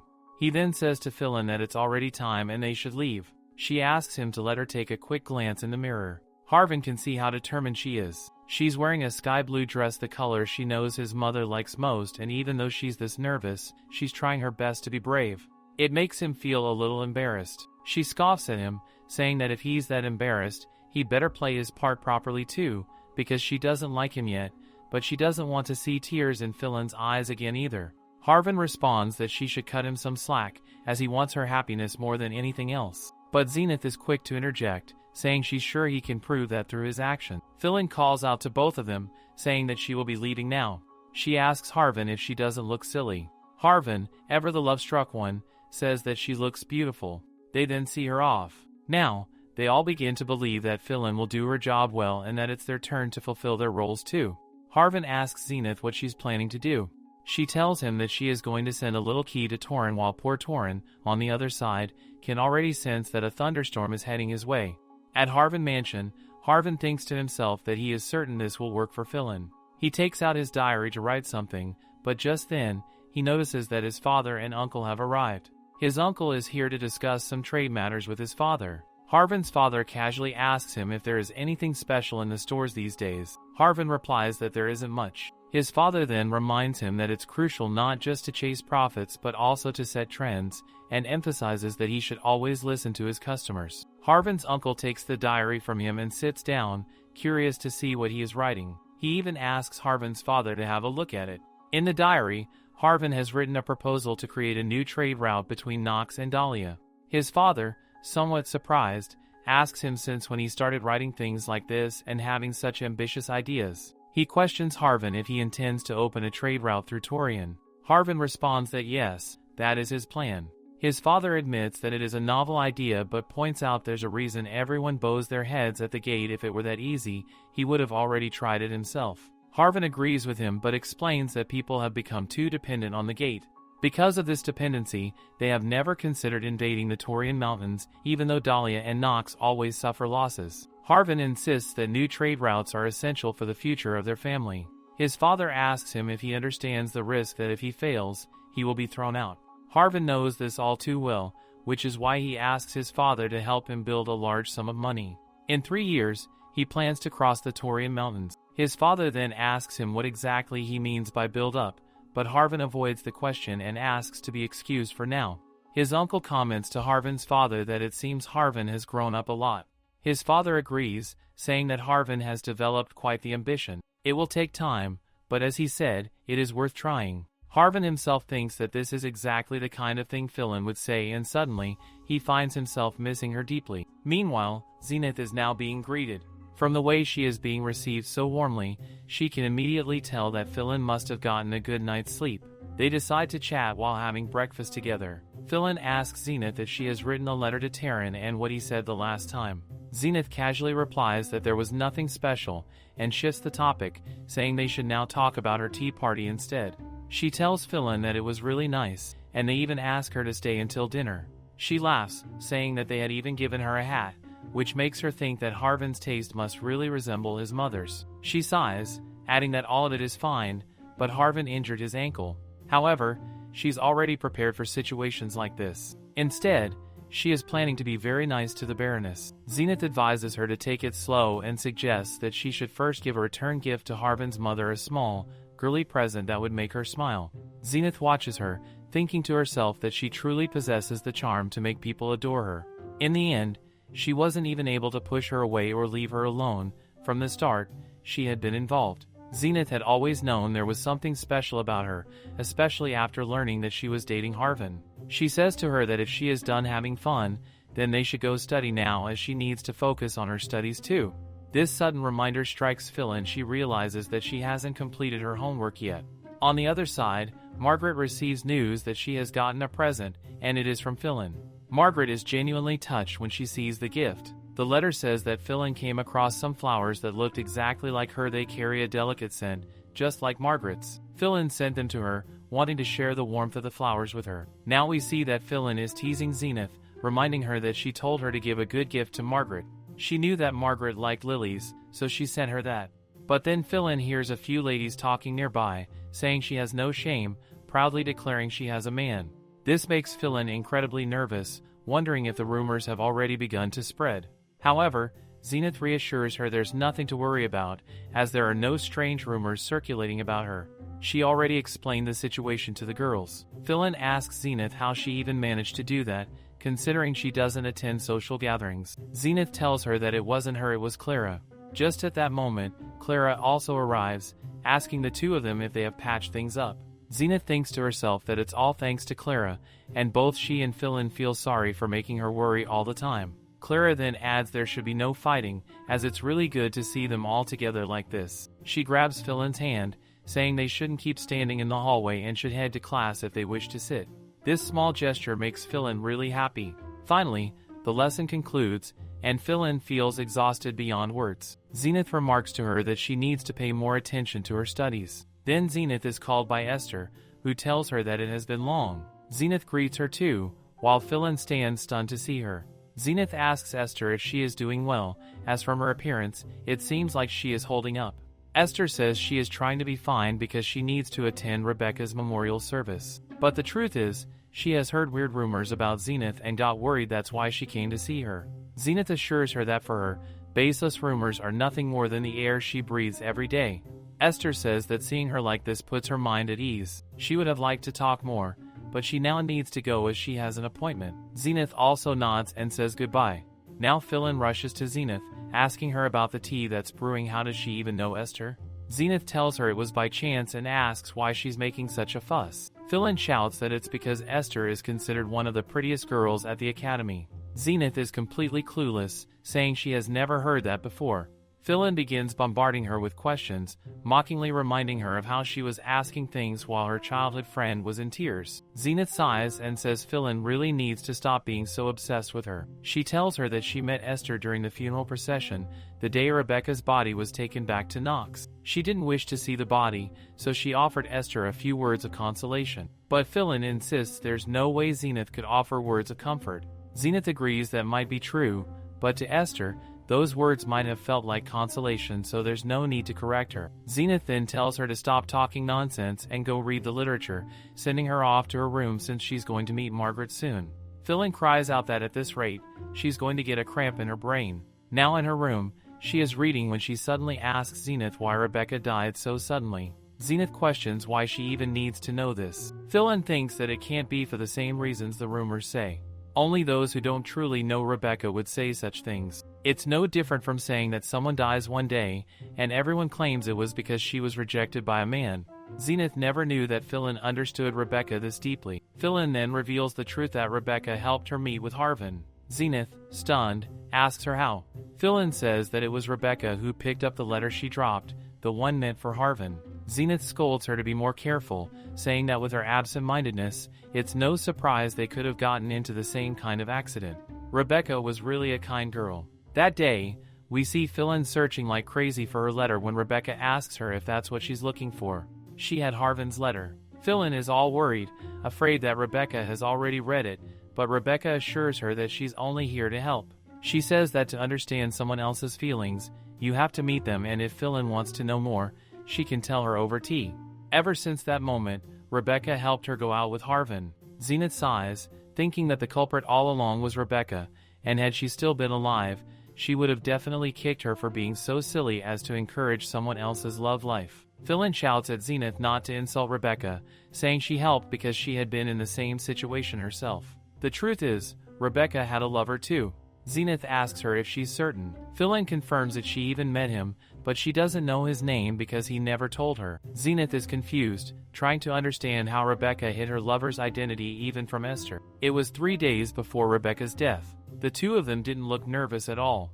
Rather, They seemed to be deeply engaged in a secret relationship. Seeing the two of them happy made Fillain fascinated and envious. She thought to herself that she wanted a love like that too. As she already said, it's not true that Rebecca died because of rejection. So now the real question arises: if she didn't die for a man, then why did she die? Could it be that her father found out about her lover? But Esther had told them that Rebecca was positive she could convince him. And if she needed the consent of her lover's side, then what kind of person was this man? If she really needed their approval, then he must have been someone with higher status than her. Fillain sighs that she should have really found out the guy's name if only to throw a fit.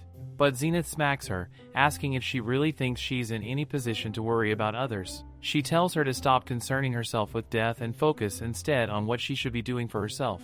She can do her part after reading all the material given to her, while Zenith is all set to find out exactly why Rebecca died. We see that in the classroom, Fillain and Zenith are studying while the teachers remind them to focus on the important parts. The scene then shifts to Mary, who is getting upset over not being able to see Fillain much these days. Fillain promises her that she will now attend all the gatherings. Meanwhile, Zenith is enjoying her tea at the campus library. She is reading, and she notices that there is more than enough data regarding Rebecca's death. The more she learns, the more she begins to doubt that it was a suicide. But again, even Rebecca's closest friend, Esther, had no idea. Zenith truly doesn't know what she should do anymore. Then we see that Fillain comes to Zenith. She is here with Taran's reply. Zenith thinks to herself that it took him quite a while to respond. She reads the letter. He says to her that the weather has been really great these days, and asks if she is doing well at the academy. He apologizes for the late reply, saying that her letter really shocked him since she never told him the reason behind it. He writes that he hasn't even been able to eat properly out of worry. She can practically hear his voice through the words. He then adds that, aside from everything else, he's been thinking. He says that the fact that their family and Fillain's family are developing the Taran Mountains training rangers to form a mountain patrol is quite significant. It fulfills both the mission and the expedition dream while reducing resource consumption. The idea is great, but he is also certain of what their financial situation is like, as well as the opinions of their father and his vassal. But his biggest concern is that their father must hear all this directly from him. And what frustrates him the most is that every time he gets involved with her, he ends up at the risk of tearing his own hair out. Still, regardless of all that, he has decided to trust her word when she says she would never tarnish their family name.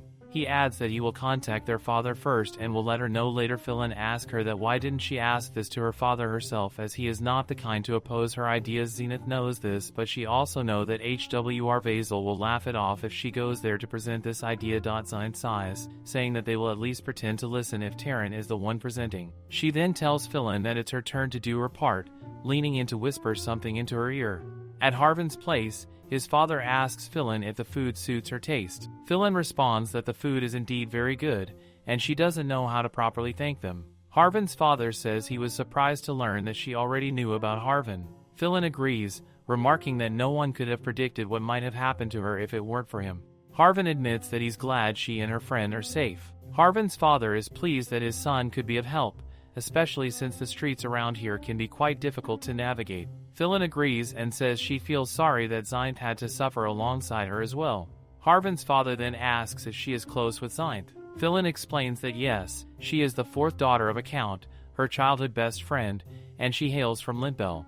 Hearing this name shocks Harvin's uncle, prompting him to ask if she's referring to Zenith's family. Lottie's the uncle says yes, as they are known as the first shield of the continent. He met Zenith's father once when he was very young and recalls him as the most famous and incredible swordsman in Haleium. Fillain becomes very happy to learn that he is friends with Zenith's father, but Harvin's uncle quickly clarifies that this isn't exactly the case. He merely looked up to him and doubts Zenith's father would even recognize him now. Harvin's father lightly scolds the uncle, calling him Tummy, and says that he doubts Zenith's father would be able to recognize him with his current build.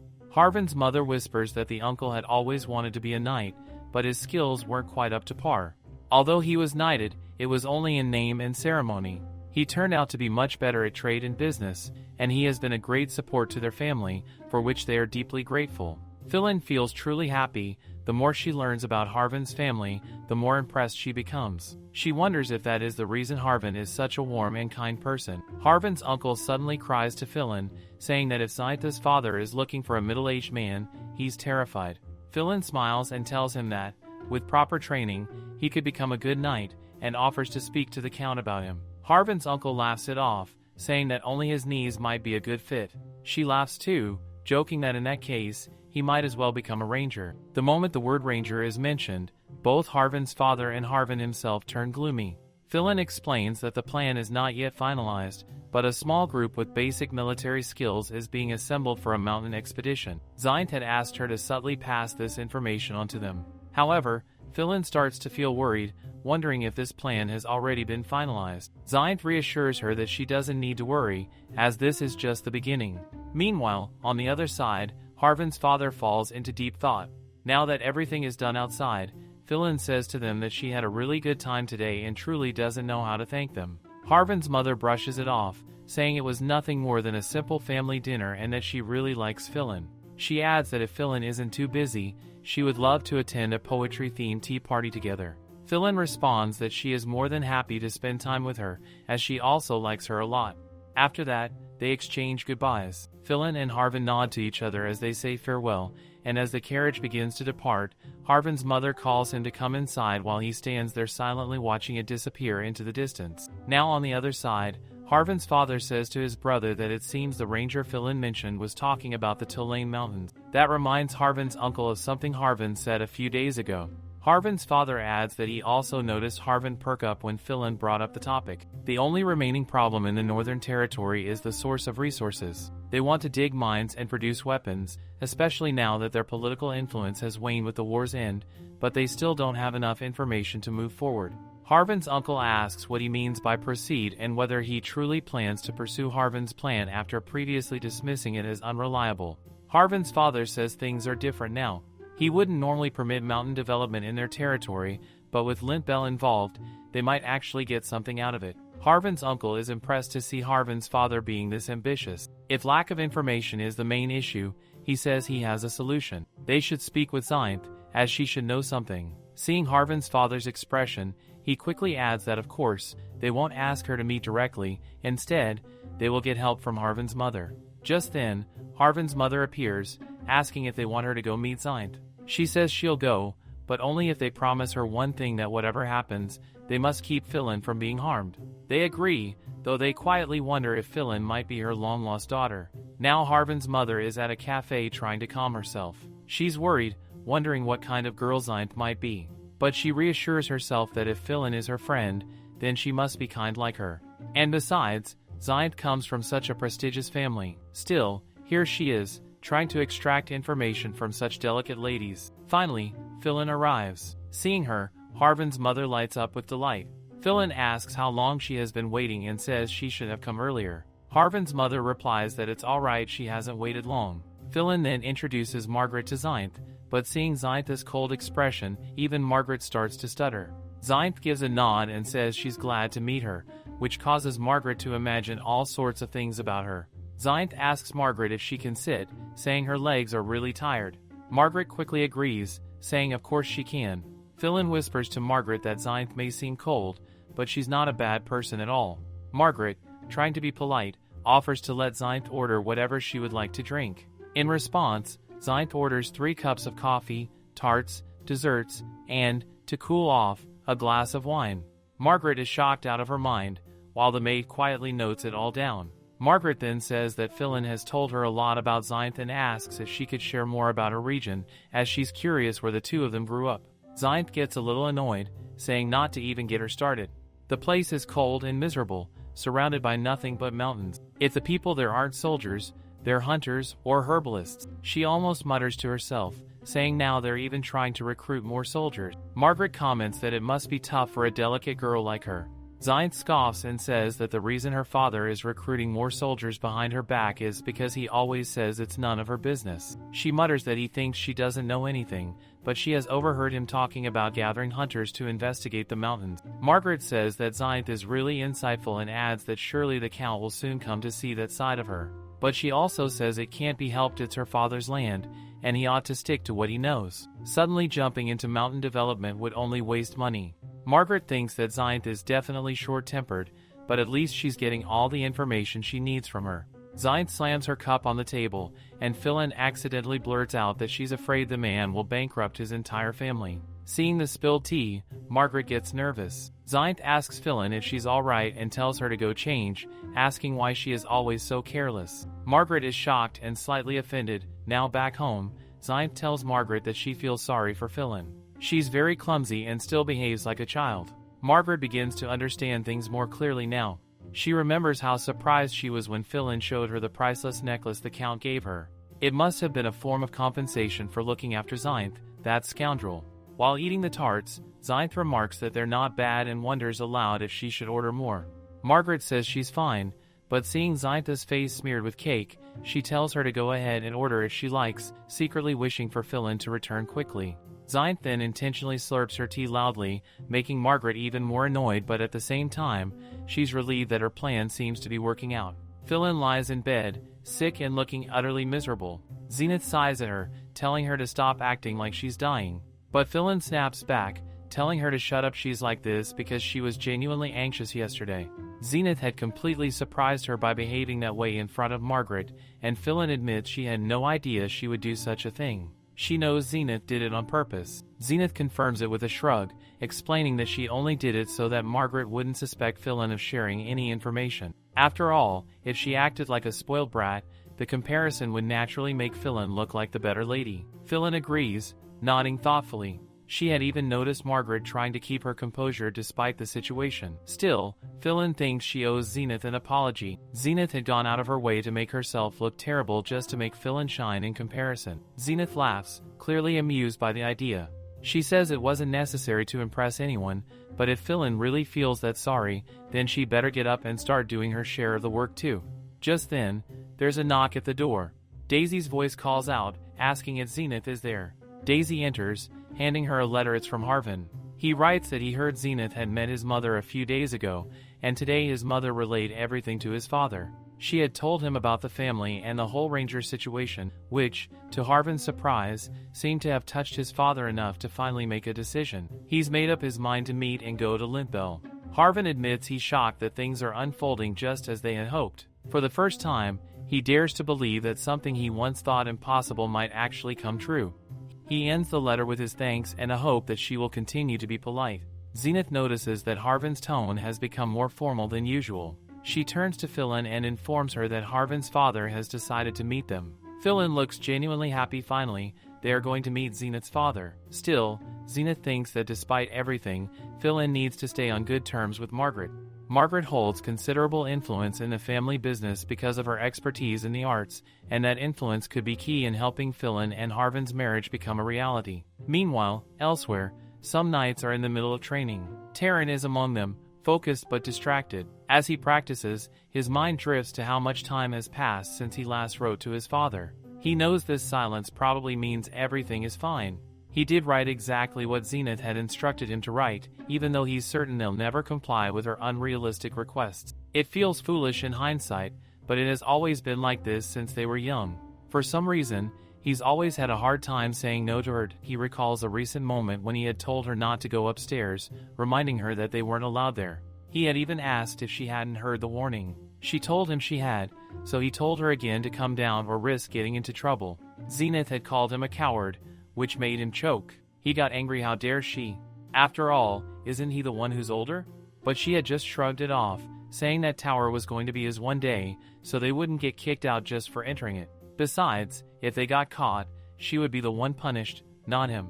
So he could chill. Still, Taran had insisted that if she was going, then he would go with her. That way, if the knights caught them and they got punished, they'd be in it together. Suddenly, someone approaches Taran, telling him he's received a letter. He sighs, assuming it must be from Zenith trying to pester him again. But the knight tells him he's not sure it's from Heronley, that it came from his home. Taran is taken aback. From home? He had been hoping everything would pass quietly, but his eyes widen as he reads the letter. Back at the Lintbell estate, Zenith is being formally welcomed. She asks the butler where Taran is, and the butler informs her that he has already arrived. Taran bursts into the hall, calling her name. He grabs her hand and begs her not to say anything, just follow him. Daisy and the butler exchange glances as the two hurry off. Taran shows her the letter. Their father has written to him directly, instructing him to take an extended leave from knighthood training and to return home immediately. Something important has happened regarding Gia's letter. He looks tense, his shoulders stiff with unease. This is happening now finally. Zenith comments that it seems things have gone well. It took time, but it's perfect timing, and everything is going according to her plan. Taran freezes. He asks her what exactly she means by plan, and whether she's not afraid. If their father is asking him to take leave, it must mean something serious has happened. Zenith tells him to calm down. They don't know yet whether it's good or bad news, but Taran explodes. He's sure it's going to be bad. He's deeply disturbed. Is she really going to keep making him do things without telling him the reasons? He's done with it. He says he's not going to fall for her tricks anymore. She blinks, a little surprised, and asks if he thinks she's deceived him. He shouts at her what else is he supposed to think. To him, it seems like she doesn't care at all about anything in this world. He demands to know what this family even means to her. Does she see all of them as nothing but chess pieces for her to move around as she pleases? Is there anything at all that she truly cares about in this world? Her voice drops, but her glare only sharpens. She tells him that if she truly didn't care about him, she wouldn't have endured his tantrums all this time. She admits it must have caused him anxiety, but she warns him not to cross the line again. Now that he's done venting, she says it's her turn to show him something. She hands him a stack of documents, stating that she doesn't know exactly what kind of decision is being made over there, but she's certain their father will want his opinion. Everything he needs to know is inside. She adds that she's sure he must be tired of her, so she'll leave him alone. With that, she walks out and slams the door behind her. As the door clicks shut, Zenith regrets it instantly. She thinks to herself that she shouldn't have done that. She should have been more patient. She knows Taran isn't wrong. She's never truly considered them her real family. Just the thought gives her goosebumps. She knows the people here are different. They genuinely care about her. But the memories of her past life continue to hold her back. She finds it hard to trust, and that instinct has become a part of her survival. Still, that doesn't mean she doesn't care. Even if they aren't her original family, she still thinks of them as hers, the only people worth protecting in this strange world. She feels a deep sadness that Taran, of all people, couldn't believe in her.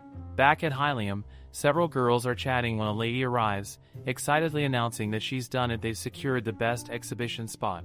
The other ladies immediately begin praising her. She acts modest, brushing it off as nothing, and mentions that the princess is a fan of her work. This impresses the others even more.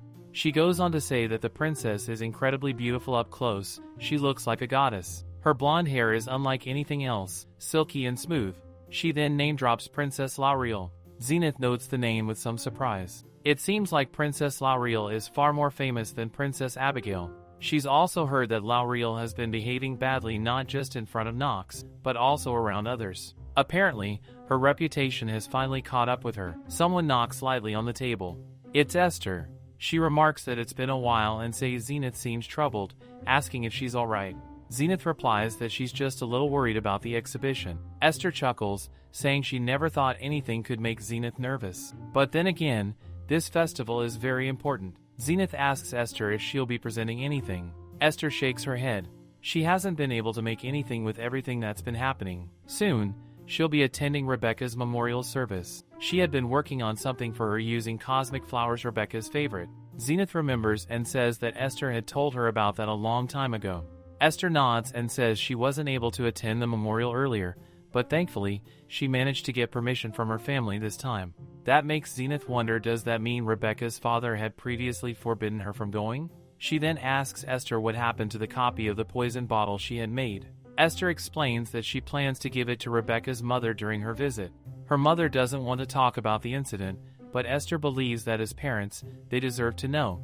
Zenith reassures her that she's doing the right thing and that she doesn't need to feel guilty. She praises Esther's work and asks if she's creating it to honor her family. Zenith confirms with a quiet yes. Esther hadn't realized that Zenith was this skilled in needlepoint and asks what she's going to call her piece. Zenith picks up a pen and writes down the name. When Esther reads it, she freezes for a moment and asks if she's really planning to call it that. Zenith looks at her, confused. Esther quickly brushes it off, saying that it's just a bit tame for such a great work. She then playfully suggests they come up with a more exciting name. But seeing Zenith deep in thought, she relents and says they should go with that name. After all, it does sound kind of cute.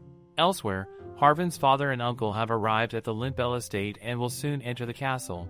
The Count steps out to welcome the Baron, expressing gratitude that they were able to accept the visit on such short notice. The Baron is pleased by the reception. Then the Count turns his attention to Lottie's Harvin's uncle, who is practically gleaming with excitement.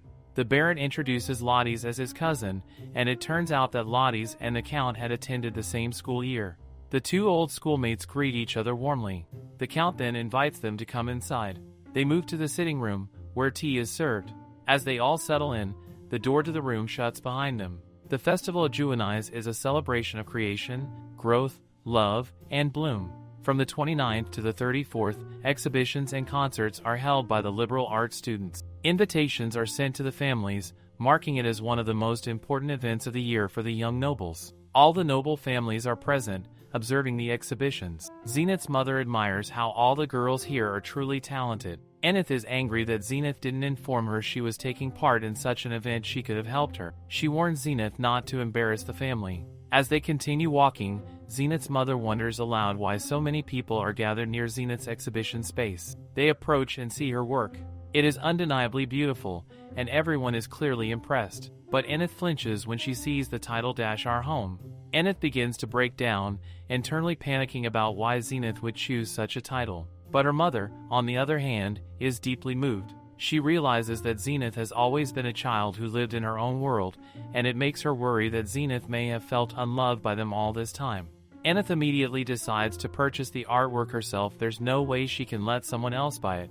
Just then, Zenith's mother is called over by Fillain, who is delighted to see her after so long. Zenith's mother compliments Fillain, saying she has grown more beautiful. Fillain then introduces her to Mary and Clara.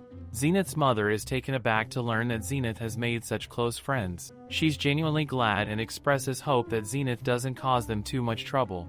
They assure her that's not the case. Zenith is amazing. Zenith's mother wonders where her daughter is, as she hasn't had the chance to see her yet.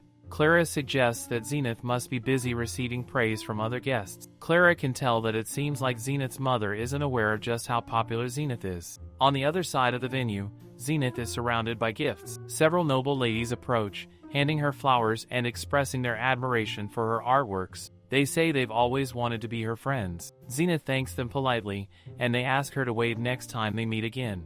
Now that the crowd has dispersed a little, Zenith is tired. She's confused about why so many noble ladies are acting like this today. Suddenly, someone calls her name again, startling her. It's Esther. Esther asks if she startled her. Zenith replies that it's alright, she just doesn't enjoy noisy places. Esther remarks that everyone loves her art so much that they simply want to meet her and give her compliments. She hands Zenith a small box of cookies that she baked herself, saying they might seem trivial compared to all the extravagant flower bouquets she's received. But Zenith assures her that they're not trivial at all. Esther then explains that she'll be leaving soon to attend Rebecca's memorial service. Zenith bids her a safe journey and waves goodbye. Left all alone, Zenith reflects on how Esther must have many worries of her own. But she, too, has her burden. She wonders if Taran has already arrived at Lintbell. She regrets speaking so harshly to him the last time. She really needs his cooperation at Lintbell Castle. Meanwhile, Taran thinks that this is no time for tea. The man Baron Yue saw earlier in the hallway is the one in charge of the garden system. Taran is amused by the thought, how in the world did Zenith manage to get this man on her side? If outsiders are involved, then this is no game. He's deeply worried. What if their family ends up in trouble because of this? Now the Count arrives. He hopes Taran had a safe trip and notes that he looks exhausted. Taran brushes it off and immediately asks the Count what he meant by the letter he sent. The Count seems confused and says that they can talk about it later, but Taran insists. He says he's perfectly fine and wants to know now. The Count admits he's not sure what the urgency is but complies. He tells Taran that, at first, he thought those people were trying to swindle him, but the more he read into it, the less it felt like a scam. Taran asks how Baron Yue came to know about the trade operations of the Rangers. The Count replies that Baron Yue said he heard it from Zenith, who. Now, we see that Lottie's tells the Baron that the plan will work after all. It's going to benefit Lintbell too. The Baron asks Lottie's if he truly thinks the deal is already sealed. Lottie's believes so. After all, they'll be sponsoring the Rangers group. But the Baron feels differently. The moment he stepped into Lintbell, he could feel it. The high mountains that surround the region and the harsh, cold weather have undeniably shaped the people into strong survivors. But that also means they're deeply wary of outsiders. Lottie's pouts, thinking that the Baron doesn't have to be so negative. He insists the Count might be a bit stoic, but in the end, they're just people like everyone else. The Baron, however, says Lottis clearly doesn't understand. If it weren't for Lattish himself, they would have been thrown out without even being served a cup of tea.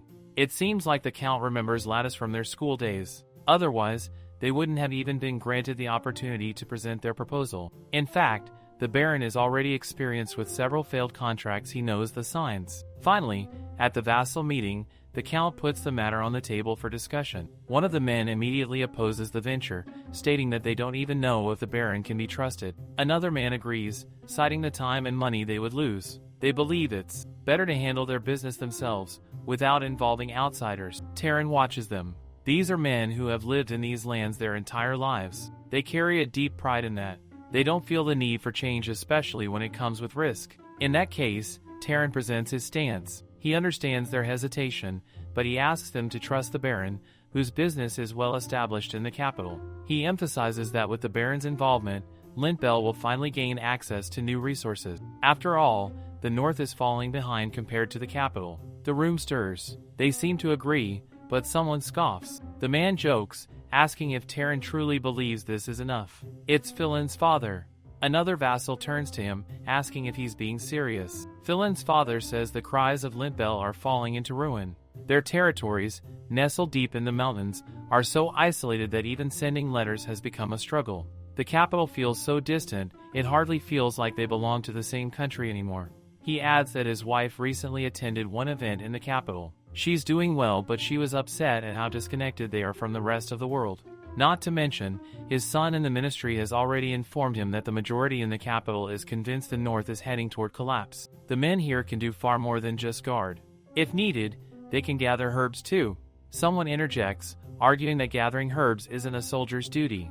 If they start assigning other work to soldiers, it'll only backfire. But Fillain's father stands firm.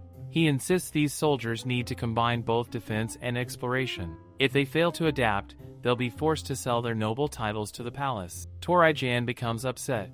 He thinks Fillain's father is being far too pessimistic. Lintbell and the North still haven't run out of reserves. Taran agrees they have reserves, yes, but that only means it's time to act. If they wait any longer, their chances of acquiring new resources will vanish. And even if the partnership fails, it will still bring fresh air into Lintbell. Torijan responds dryly. He says Taran is putting it all too nicely. All of this might also lead to nothing. They're not going to lend their names to fruitless ventures that could cost them everything they already have. He strongly opposes the plan. Taran sees that most of the room is not on his side. He feels sorry for Zenith, but he convinces himself that this might be for the better. Suddenly, Fillain's father raises his voice. He asks the room if they're trying to say that, if Amal were to charge their borders with an army of 1,000, they would just surrender? The vassal members are startled. One of them asks what he's talking about, if he's implying they should retreat in the face of such a hopeless battle. Fillain's father gets even more furious. He shouts that if that's their idea of survival, then they'll just run away and let Lintbell fall. The Count stands up and says that Lintbell don't know the meaning of retreat. Be a million, they are the first shield of the continent, and even if their enemies reduce them to dust, they shall not cross the Masla Canyon, and not to ask how, no matter what they have to stop them. Everyone declares to the Count that they can count them in two. Taran stands before the crowd, the words of encouragement rising like a storm among them. Do not shy away from the possibility of failure. They do what they must, for after all, they are the unbreakable shield of Taran. Voices thunder in unison. Long live Lintbell. Taran exhales deeply, his thoughts heavy beneath the surface calm. Was this Baron Fillain's goal all along? He did not expect the man to be so cunning. Yet, in the end, he feels a quiet sense of relief it worked out. 4 days later, Zenith is informed of the developments. There had been some difficulties along the way, but an agreement had finally been made between Lintbell and Harver. Baron Fillain will stand as the representative of Lintbell. The Rangers will be prepared before the weather turns too cold, and Baron Harver has agreed to gather additional resources from the capital. The Northern Lords must not have been easy to persuade. Convincing them must have required more effort than anyone anticipated. As Zenith goes over the report, someone calls out to her. Turning her head, she finds Esther approaching. Zenith immediately senses that something is wrong. Esther must have just returned from Nox. Did something happen? Esther rushes forward, her expression pale and desperate, her voice trembling as she pleads for Zenith's help. Zenith notices the people gathered nearby, watching with concern. She observes how pale Esther looks and remarks that it seems Esther has yet to recover from her illness. It's perfectly fine if she wants to cry, it hurts to be in pain. Gently, Zenith suggests that they go to her room. She happens to have a medicine known to work wonders on stubborn colds. Esther appears bewildered by the sudden kindness. Baron Fillain steps in and advises her to listen to Zenith, telling her to take it easy and go get some rest. The surrounding ladies murmur their agreement, so this is what they were talking about. Zenith feels a quiet satisfaction knowing that Fillain handled the situation well. Once they are in the room, Zenith finally lets out the breath she's been holding. Too many people were watching them earlier, she admits. Esther immediately apologizes, saying she almost got Zenith into trouble, that she wasn't thinking clearly. Zenith, watching her sulk, realizes Esther must be thinking of herself as a nuisance. Yet Zenith tells her that she is actually flattered that Esther thought of her when she needed help. Esther's eyes waver as she gathers her thoughts. She confesses that she actually has something important she wishes to discuss with Zenith. She knows she shouldn't burden her with what she's about to say, but she simply cannot keep it to herself any longer. She apologizes for being selfish. Zenith responds softly that she would be glad to share some of Esther's burdens. With a trembling voice, Esther begins. She explains that during the Festival of Juvenils, she went to attend Rebecca's 4th memorial. It was there, purely by accident, that she overheard something she could hardly believe. When Zenith asks what exactly she overheard, Esther finally reveals the truth that has been haunting her. The person who gave Rebecca the poison might have been her own father. Back to that fateful day, Esther recalls being lost within the vast castle where she had been staying. She had always been instructed to remain in the main building, yet that day she had wandered farther than she should have. What she heard there changed everything. When Rebecca was alive, she used to think that it was not something to worry about. What truly mattered was finding her way to the memorial. It is almost midnight when she hears something. She feels a fleeting relief, realizing that someone else is here. A voice shouts from the room, and as she looks in that direction, she sees that it is the Count. Beside him stands another man. The stranger speaks with a calm, almost cruel tone, saying that he merely wanted to know if the Countess also knows that Rebecca had been the one who handed her the poison, demanding that she take her own life with it. Rebecca is so taken aback that she cannot even breathe for a moment. The Count, his face pale with disbelief, reminds the man that he had thought he made it clear he never wanted to see this man's face again. But the man only replies that he is simply worried about the Count. He insists that his research can wait, and tells the Count to take it easy. The Count's expression hardens, for he can see through the pretense of concern, and knows there is another meaning behind these words. Yet the man continues, feigning innocence, saying that what use would a lowly merchant like himself have for such things? It pains him that the Count would think so poorly of him, especially after he had kept his mouth shut about the essence of Chalamet the Count had purchased. He adds that the Count must be devastated, though he is sure that was never the Count's true intention. Who could have known that the young lady would actually carry it out? The merchant remarks that she must have been overcome with fear after witnessing such an outburst from her kind father. How could it be his fault that the lady lost her senses in a moment of terror? Esther is nearby, almost ready to slip away, intending to confront the merchant later, but when she looks again, there is no one left to be found. She has already hidden herself. The Count demands to know the meaning of all this, his voice trembling with restrained anger. The merchant only says that he thought he heard something. The Count, exhausted and enraged, tells him to speak plainly, to say what he wants and leave at once. The merchant smirks faintly, as if amused, replying that this is not the reason he came here. But since the Count insists, he will not refuse him entirely. Still, he says they can talk about it some other time. With that, he leaves the room, his expression unreadable, his presence lingering like a bitter taste in the air. After that night, Esther cannot bring herself to attend the memorial. The next morning, she quietly returns to school, carrying the weight of everything she witnessed, and everything she now knows. Zenith sees the words poison, taking her own life, not really his intention, and her thoughts begin to spiral. What was the topic of the Count's research again? He is a renowned archaeologist, deeply respected throughout the academic circles of Nox. His field of study centers on the ancient Medoan civilization, and for years he has conducted research funded by the kingdom itself. Then perhaps, Zenith wonders, that man from earlier might have been some sort of industrial spy, sent to steal the results of his work. Esther had once been desperate to uncover the truth, but now she is terrified. She no longer wants to find out anything more. Because how could she even think such a thing? How could she do this to Rebecca, of all people? So perhaps it would be better to pretend not to know. Zenith is certain that Rebecca would never have wanted Esther to get herself into trouble by digging up the truth. Esther apologizes softly, her voice trembling, saying that she is sorry for asking Zenith to make her decisions, for acting like a coward. Zenith calms her down gently, assuring her that she is glad Esther opened up to her. Yet even so, she asks quietly when she will get to see Esther truly happy again. She half-jokingly adds that she has half a mind to write a letter to Rebecca, asking her to come back, as if that could fix everything. Esther smiles faintly at that, the first real smile she has shown in days, while Zenith gazes at her, already forming a quiet plan in her heart. The dean stands before the assembled students, his tone warm and formal. He congratulates them on another successful semester at Haleium, his words echoing across the hall.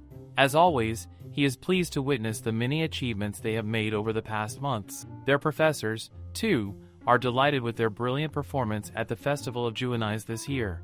They are deeply proud of every one of them. Summer, he reminds them, is the most exciting season of the year. He wishes them all a joyful summer filled with health and happiness. As the announcement ends, the hall bursts with cheer. The students are thrilled to begin their break, many already planning to visit their families, while others hope to see a play at the theater or explore the streets of Haleium.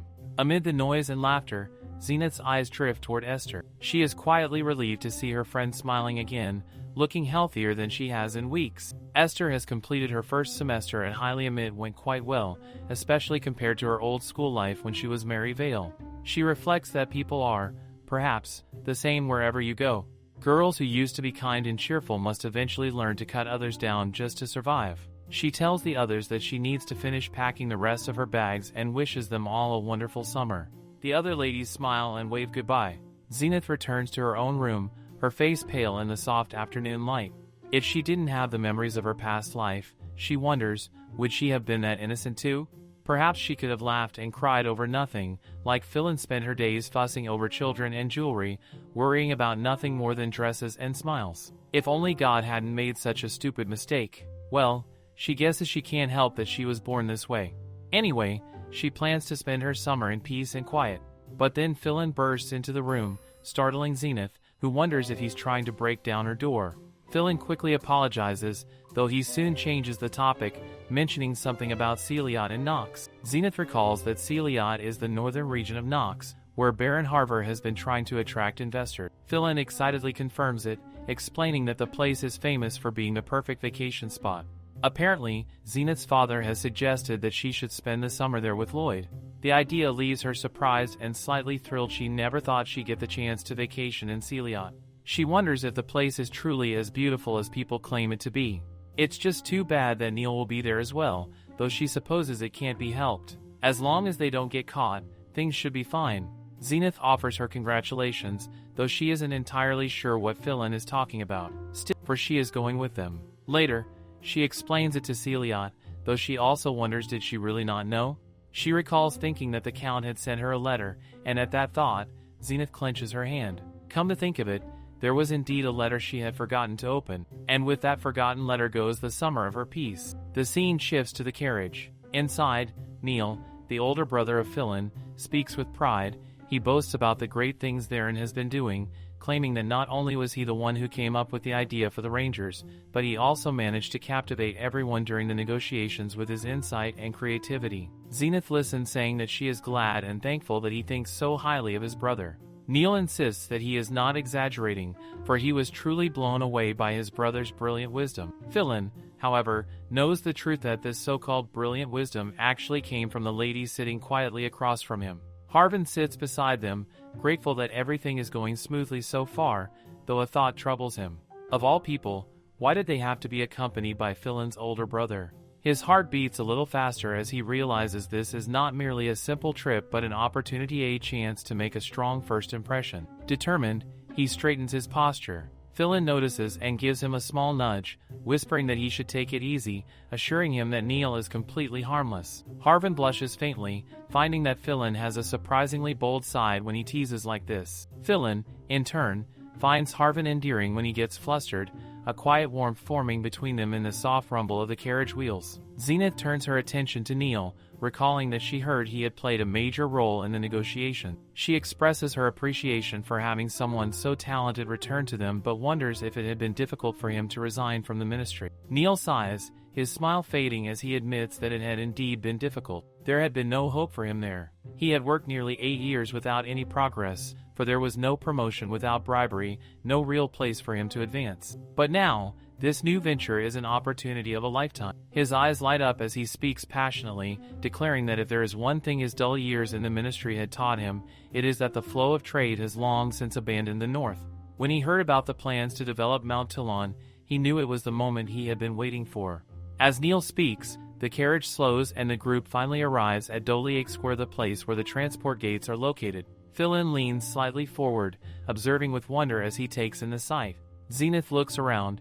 She realizes that even in this age of progress, little is truly understood about these gates. As someone from another time herself, even she cannot make sense of the strange mechanisms that power them.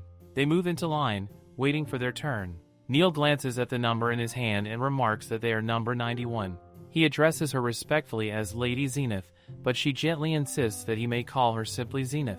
To her, anyone from Fillain's family is already a part of her circle. As they wait, she casually asks if there is any special reason why investors from Celiot are needed. Neil explains that they are currently looking for backers both in Celiot and Cairn, believing that these regions would be most interested since they would be directly affected once the project is launched. At last, their number is called. Zenith steps forward and stands upon the raised platform at the center of the gate. Fillain watches her closely, his eyes narrowing slightly as he hears faint, rhythmic sounds echoing from beneath the floor, strange, mechanical murmurs unlike anything natural. Harvin, who has been studying the gates, recalls that they are still being researched, that their exact workings remain a mystery, and assumes that the sounds must be part of the gate's magical design. A low hum builds into a vibrant resonance. The air thickens, shimmering with radiant threads of light that begin to weave across the ground. Suddenly, brilliant rays surge upward, filling the chamber with blinding brilliance. The ancient structure responds to the pulse of unseen energy. The gates open. The brilliance floods outward, and a voice resounds softly through the air welcoming her to Kinaloo. At the river Isis, Zenith notices Neil raising his voice, his expression one of disbelief and irritation as he shouts, demanding clarification about what the men are talking about. If what they are saying is true, then the price they quote makes no sense. It was nowhere near that expensive just a month ago. The man across from him replies flatly that it was a month ago, and that toll prices rise every single day. Neil runs a frustrated hand through his hair, exclaiming inwardly at the absurdity of it all. Zenith listens quietly from the side, her brows slightly furrowed as she wonders if he is talking about the toll fee for crossing the river. At that same moment, Fillain sits nearby, clearly pale and uneasy, the gentle sway of the boat worsening his motion sickness. Zenith notices and leans toward her with concern, asking if she would prefer for them to go on ahead without her. She adds teasingly, with that light tone she often uses to hide her worry, that she should not blame her if summer break is over by the time she finally arrives. Turning to Harvin, Zenith gives him a small nod and asks him to take care of Fillain for the time being. She herself has matters to discuss with Neil. As she walks away, she thinks privately that this will at least give the two younger ones an excuse to spend some time together. When she reaches Neil again, she asks how things are progressing.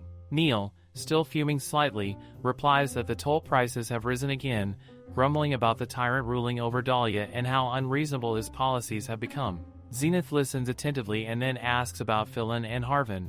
Neil shrugs and says that he believes they have each gone off on their own to explore the ship, and that she had likely been doing the same.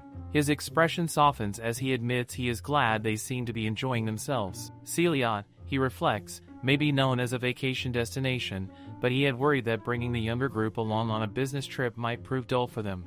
Zenith smiles faintly at that thought, finding it endearing. She thinks that it is wonderful for them to see more of the world. After all, they cannot remain confined to the academy forever.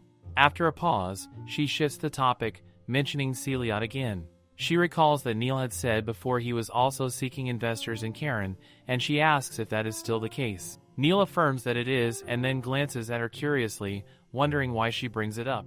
Zenith gestures toward the passing shoreline and remarks that she has heard they will be staying at Viscount Celiot's estate. Neil looks momentarily surprised and asks if their families have some prior connection with the Viscount. Zenith shakes her head gently and explains that they do not, but Harvin's father happens to be close friends with Viscount Celiot. It was, in fact, his idea. He had thought that if he began looking for investors directly, other merchants might attempt to interfere or claim a share. and if Lintbell itself were to make a move, it would draw attention from across the entire north. So, instead, he sent them to Celiot under the guise of a summer holiday to quietly test the waters and see how the situation unfolds. Neil nods slowly as the realization settles in. He admits to himself that at first, he had been suspicious of the Harvins, uncertain of their intentions, since they had no prior ties with his family or with the project. But now, as he looks out over the glittering river and the ship gliding smoothly across its surface, he begins to understand that there is more strategy and foresight in this arrangement than he had first assumed. Neil soon discovers what a remarkably resourceful man the Baron is, and how intelligent Harvin's father seems to be. The more he learns, the more confident he becomes that the development of Mount Toulon will indeed be a success. A flicker of awe passes through his eyes as he admits to himself that he never thought he would witness something of this scale taking place in the north within his lifetime. Later that evening, the group arrives at a grand hotel in Oberon. The rich aroma of food fills the dining hall, and Fillain, her energy restored, delights in the meal before her.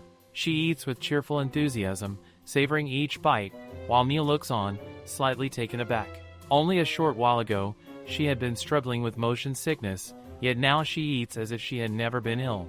Fillain only chuckles in response, the corners of her mouth curving playfully. Seasickness, she thinks, hardly matters when the food is this delicious. Harvin, sitting nearby, tries to hide his smile, but when Fillain notices, she teasingly asks if he just laughed at her. He quickly denies it, flustered, while Zenith watches them from across the table, her expression unreadable.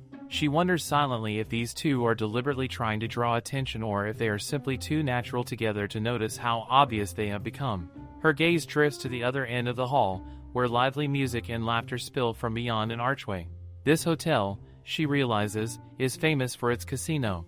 Fillain's eyes light up with curiosity as she remarks that she has never been to one before.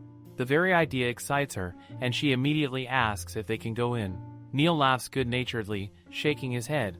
After the tolls they had paid on their journey, there is little left to spend. Fillain insists she only wants to look around, and Zenith, trying to excuse herself, says that in that case she might as well go and rest. Before she can slip away, Fillain grabs her arm with mock seriousness, declaring that this is all part of their business trip and that she should stop trying to slither off and simply follow along. The casino is lavish, lit with golden chandeliers and crowded with merchants, nobles, and travelers. The air carries the sound of dice, spinning wheels, and low, tense laughter. As Zenith steps inside, a wave of memory washes over her. It has been a long time since she last entered a place like this. Several of her past missions had involved wealthy magnates who frequented such establishment. The smell of wine, the glimmer of gold, the sharp edge of deceit, it all feels hauntingly familiar. Her eyes wander through the room until they freeze on a figure across the tables. For a fleeting second, her breath catches. Could it be Dash? But when she blinks, the man is gone. Perhaps she is only imagining things. Meanwhile, Fillain tugs at her sleeve and points toward one of the tables, calling her attention to a heated game. Zenith hesitates, glancing once more toward where she thought she had seen someone, before following. At that same table, one of the gamblers suddenly loses his composure, shouting in frustration. The two men begin arguing loudly, their voices rising above the music. In the chaos, one of them stumbles backward and bumps hard into Fillain. Zenith immediately rushes to her side, concern flashing in her eyes as she asks if she's all right. The man, his face red with anger and humiliation, sneers at them to watch where they are going. He tells them to move along, muttering that little girls like them know nothing about gambling and should play somewhere else. Fillain straightens, her temper flaring at his condescension, but before she can retort, Zenith steps forward.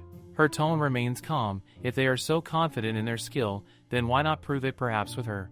She tells the man that he should take responsibility for implying that they know nothing about gambling. The gambler scoffs, turning away, muttering that he has better things to do.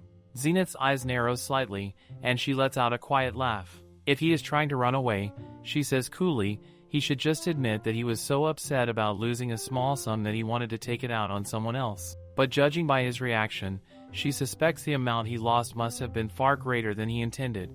In that case, perhaps she should be understanding. The man's face darkens, his jaw tightening as he grits his teeth. He glares at her and snarls that she will regret this, that he won't go easy on her just because she's a girl.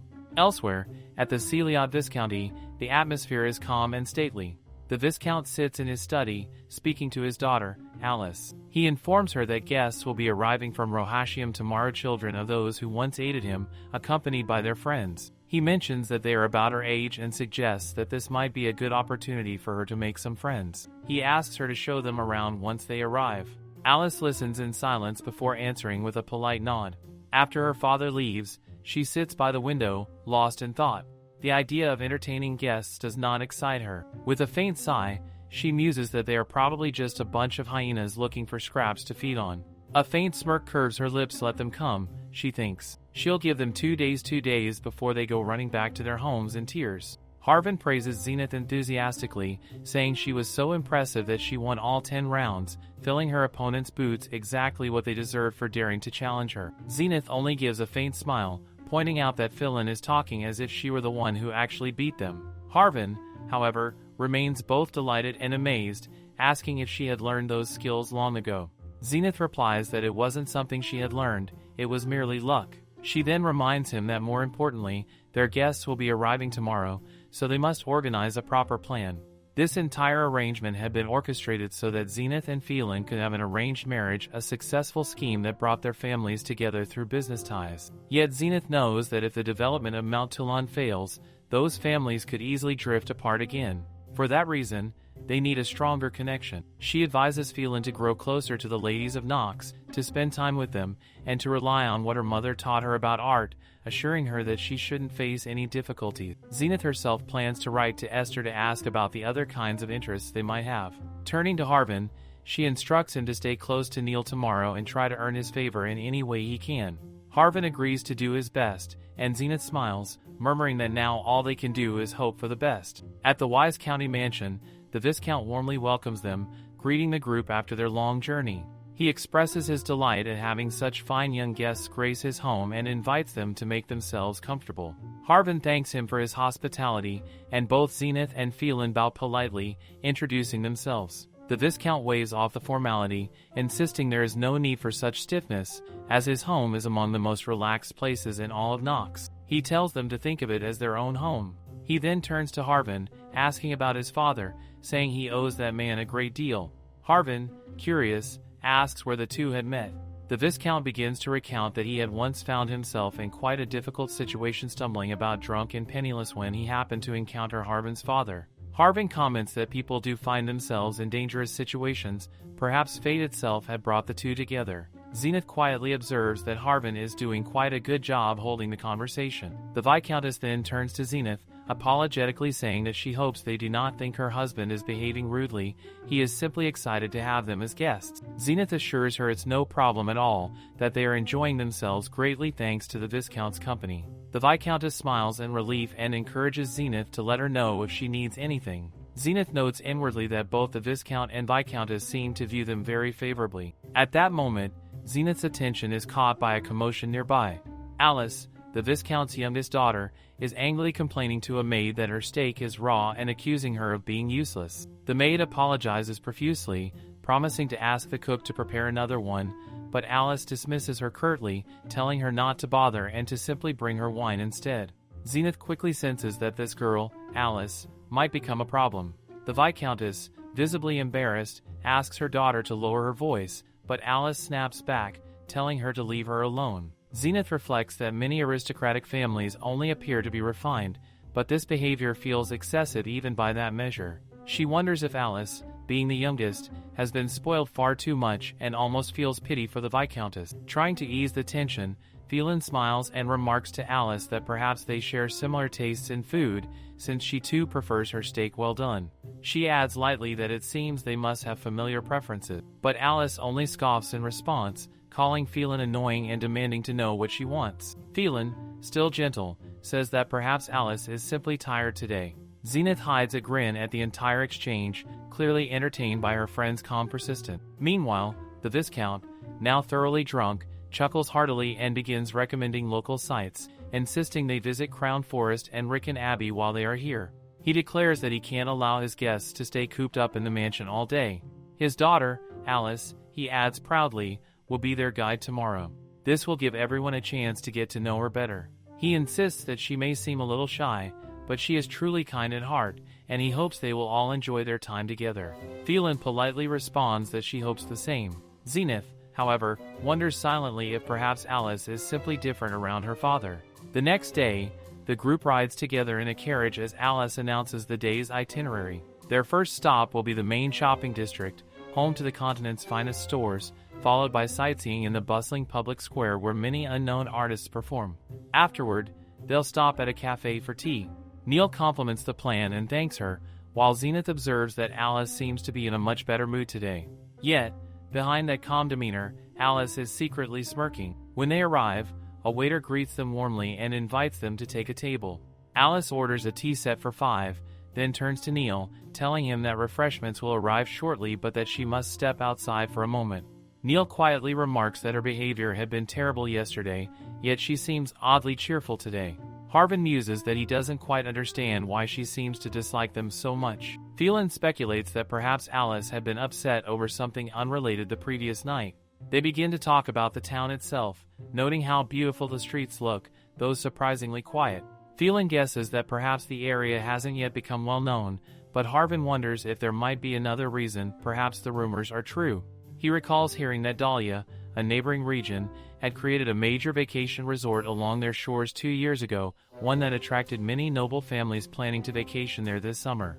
That thought sparks Zenith's curiosity. She begins to reason that perhaps Dahlia's recent decision to raise the toll fees on the river crossing had another motive behind it. Neil asks what she means, and Zenith explains that Nox has always offered significant tax breaks to merchants to encourage trade. However, if Dahlia's actions force merchants to demand even more tax relief from Nox in exchange for staying, then perhaps that had been Dahlia's goal all along, manipulating Nox into financial strain. Even if Dahlia later lowers the toll fees again, merchants will still expect Nox to maintain those tax breaks. It's part of human nature, she explains. Once people are given advantages, they are reluctant to lose them. Harvin nods thoughtfully, saying he's heard of similar cases in real life. Dahlia has always been a target of public resentment, so a bit more hatred toward them wouldn't matter. But in the end, Nox would bear the financial burden. Fillain finds the reasoning fascinating. Their conversation is suddenly interrupted by a commotion nearby, a man shouting for someone to stop. Zenith turns her head sharply, wondering what in the world could be happening. The moment the teapot shatters, silence sweeps through the room. Every gaze turns toward the commotion, where 2 men are locked in a heated brawl. The red-haired man's voice trembles with fury as he threatens to kill the golden-haired one.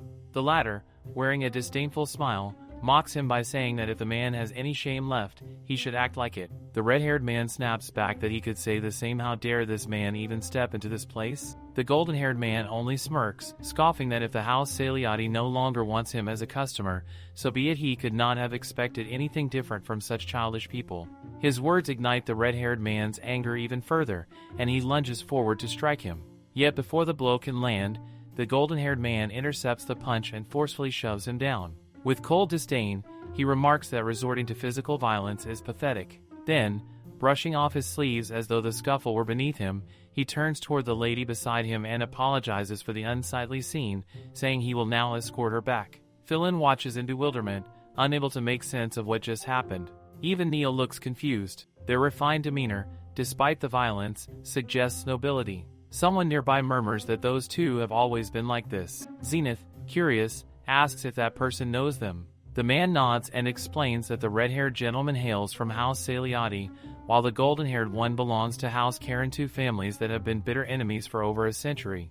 When Zenith asks how long their feud has lasted, he recounts the history with the tone of someone who has heard the tale many times. The hostility began more than 100 years ago, he says. Once, their families had been close enough to arrange a marriage between their unborn children. Yet tragedy followed. The son of the Saliati family impregnated another woman, betraying his fiancée from House Karen. Heartbroken, the lady fell ill and withdrew to a temple. Instead of receiving sympathy, rumors spread accusing her of being unstable. Though House Saliati apologized and offered compensation, bitterness remained.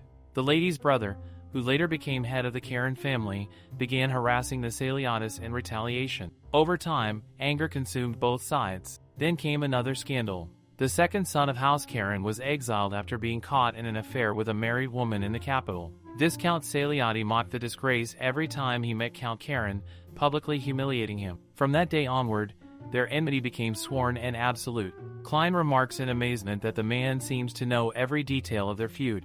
The man smiles modestly and says that both families are regular patrons here. His grandfather had told him the story long ago.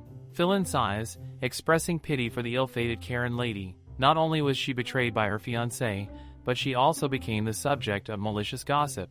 "Isn't that awful?" she murmurs. Zenith, however, grows thoughtful. Something about this situation troubles her. Harvin, noticing her expression, agrees that this development could pose a problem. Neil, puzzled, doesn't immediately grasp the issue. Fillain, sensing the shift in mood, asks why everyone has suddenly become so serious. Zenith then explains, their plan to secure investments from both House Saliati and House Karen is now in jeopardy. The feud makes that impossible. It would have been ideal to have both families backing, but if they choose one side, the other will assume allegiance and refuse cooperation. Harvin grimly concludes that they must now rely on House Billiard's investment instead, though even that might become a tangled mess. They all notice that Lady Alice is taking an unusually long time to return. Fillain wonders aloud whether she intends to come back at all. It has already been 4 hours. Harvin comments that she is running very late indeed. Finally, the door opens and Alice arrives, looking composed despite their obvious impatience. Neil asks if she only just arrived. She nods, explaining that she was detained in an important meeting and hadn't expected them to still be waiting. Fillain responds sharply that they had believed Lady Alice was supposed to give them a tour. Neil's expression hardens, and he instructs her that, from now on, she should send someone to inform them of any changes in schedule. That would be the least courtesy she could extend. Alice arches a brow, unimpressed, and replies with thinly veiled sarcasm that surely they don't expect her to act as their guide again. "Have you no pride at all?" she sneers, then waves the matter aside, saying they should simply go home for the evening. It's getting rather late anyway. That night, at the Viscount's estate, Fillain's anger still simmers. Zenith, composed as ever, notes that Fillain managed to hold herself back fairly well. Fillain fumes, pacing, unable to believe Alice's audacity. How dare she make them wait 4 entire hours? She declares that she has never met anyone better at dismissing others than Zenith herself until now. Zenith only chuckles faintly, telling her to calm down, as they are still guests in Lady Alice's house. Fillain demands to know why Zenith isn't angry too. Zenith answers coolly that there's no reason to be upset over a random piece of dirt. Fillain stares at her in disbelief, muttering that she almost feels sorry for Alice. Now no one has ever been insulted so thoroughly. Before either can say more, there is a knock at the door. It's Neil.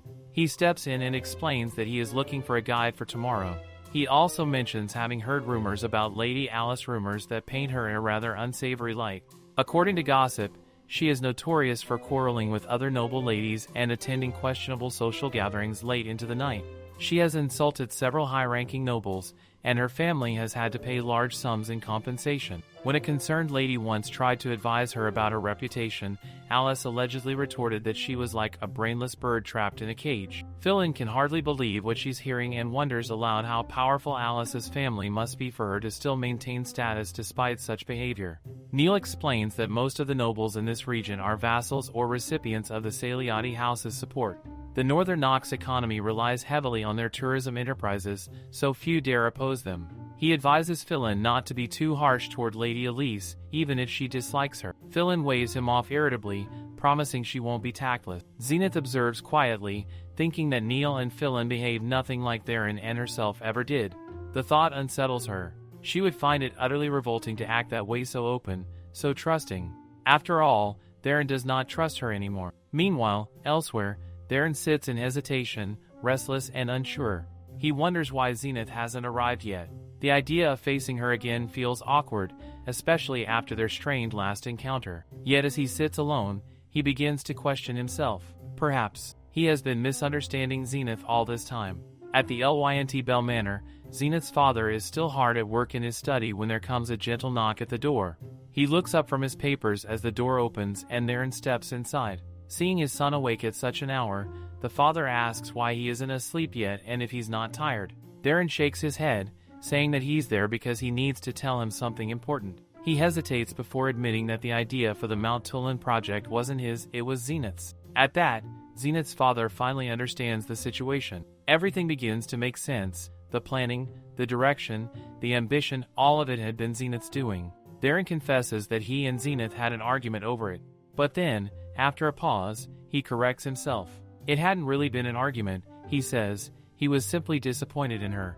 He explains that Zenith never truly seemed to love their family, it always felt as though one day she would leave them behind. Sometimes, it seemed to him that she was merely using them for her own ends. Their father listens quietly and then remarks that it seems Taran still doesn't know his sister very well. He reminds him that Zenith has always been a unique person, someone who sees the world differently from others. Yet she once made a promise that she would never sell their family's name. Taran insists that even so, she's still keeping the truth from them. She involves them in all her plans but refuses to reveal her real goal. Their father replies with calm conviction that just because Zenith cannot tell them everything doesn't mean she's lying. If she were planning to deceive them, she wouldn't have told them anything at all.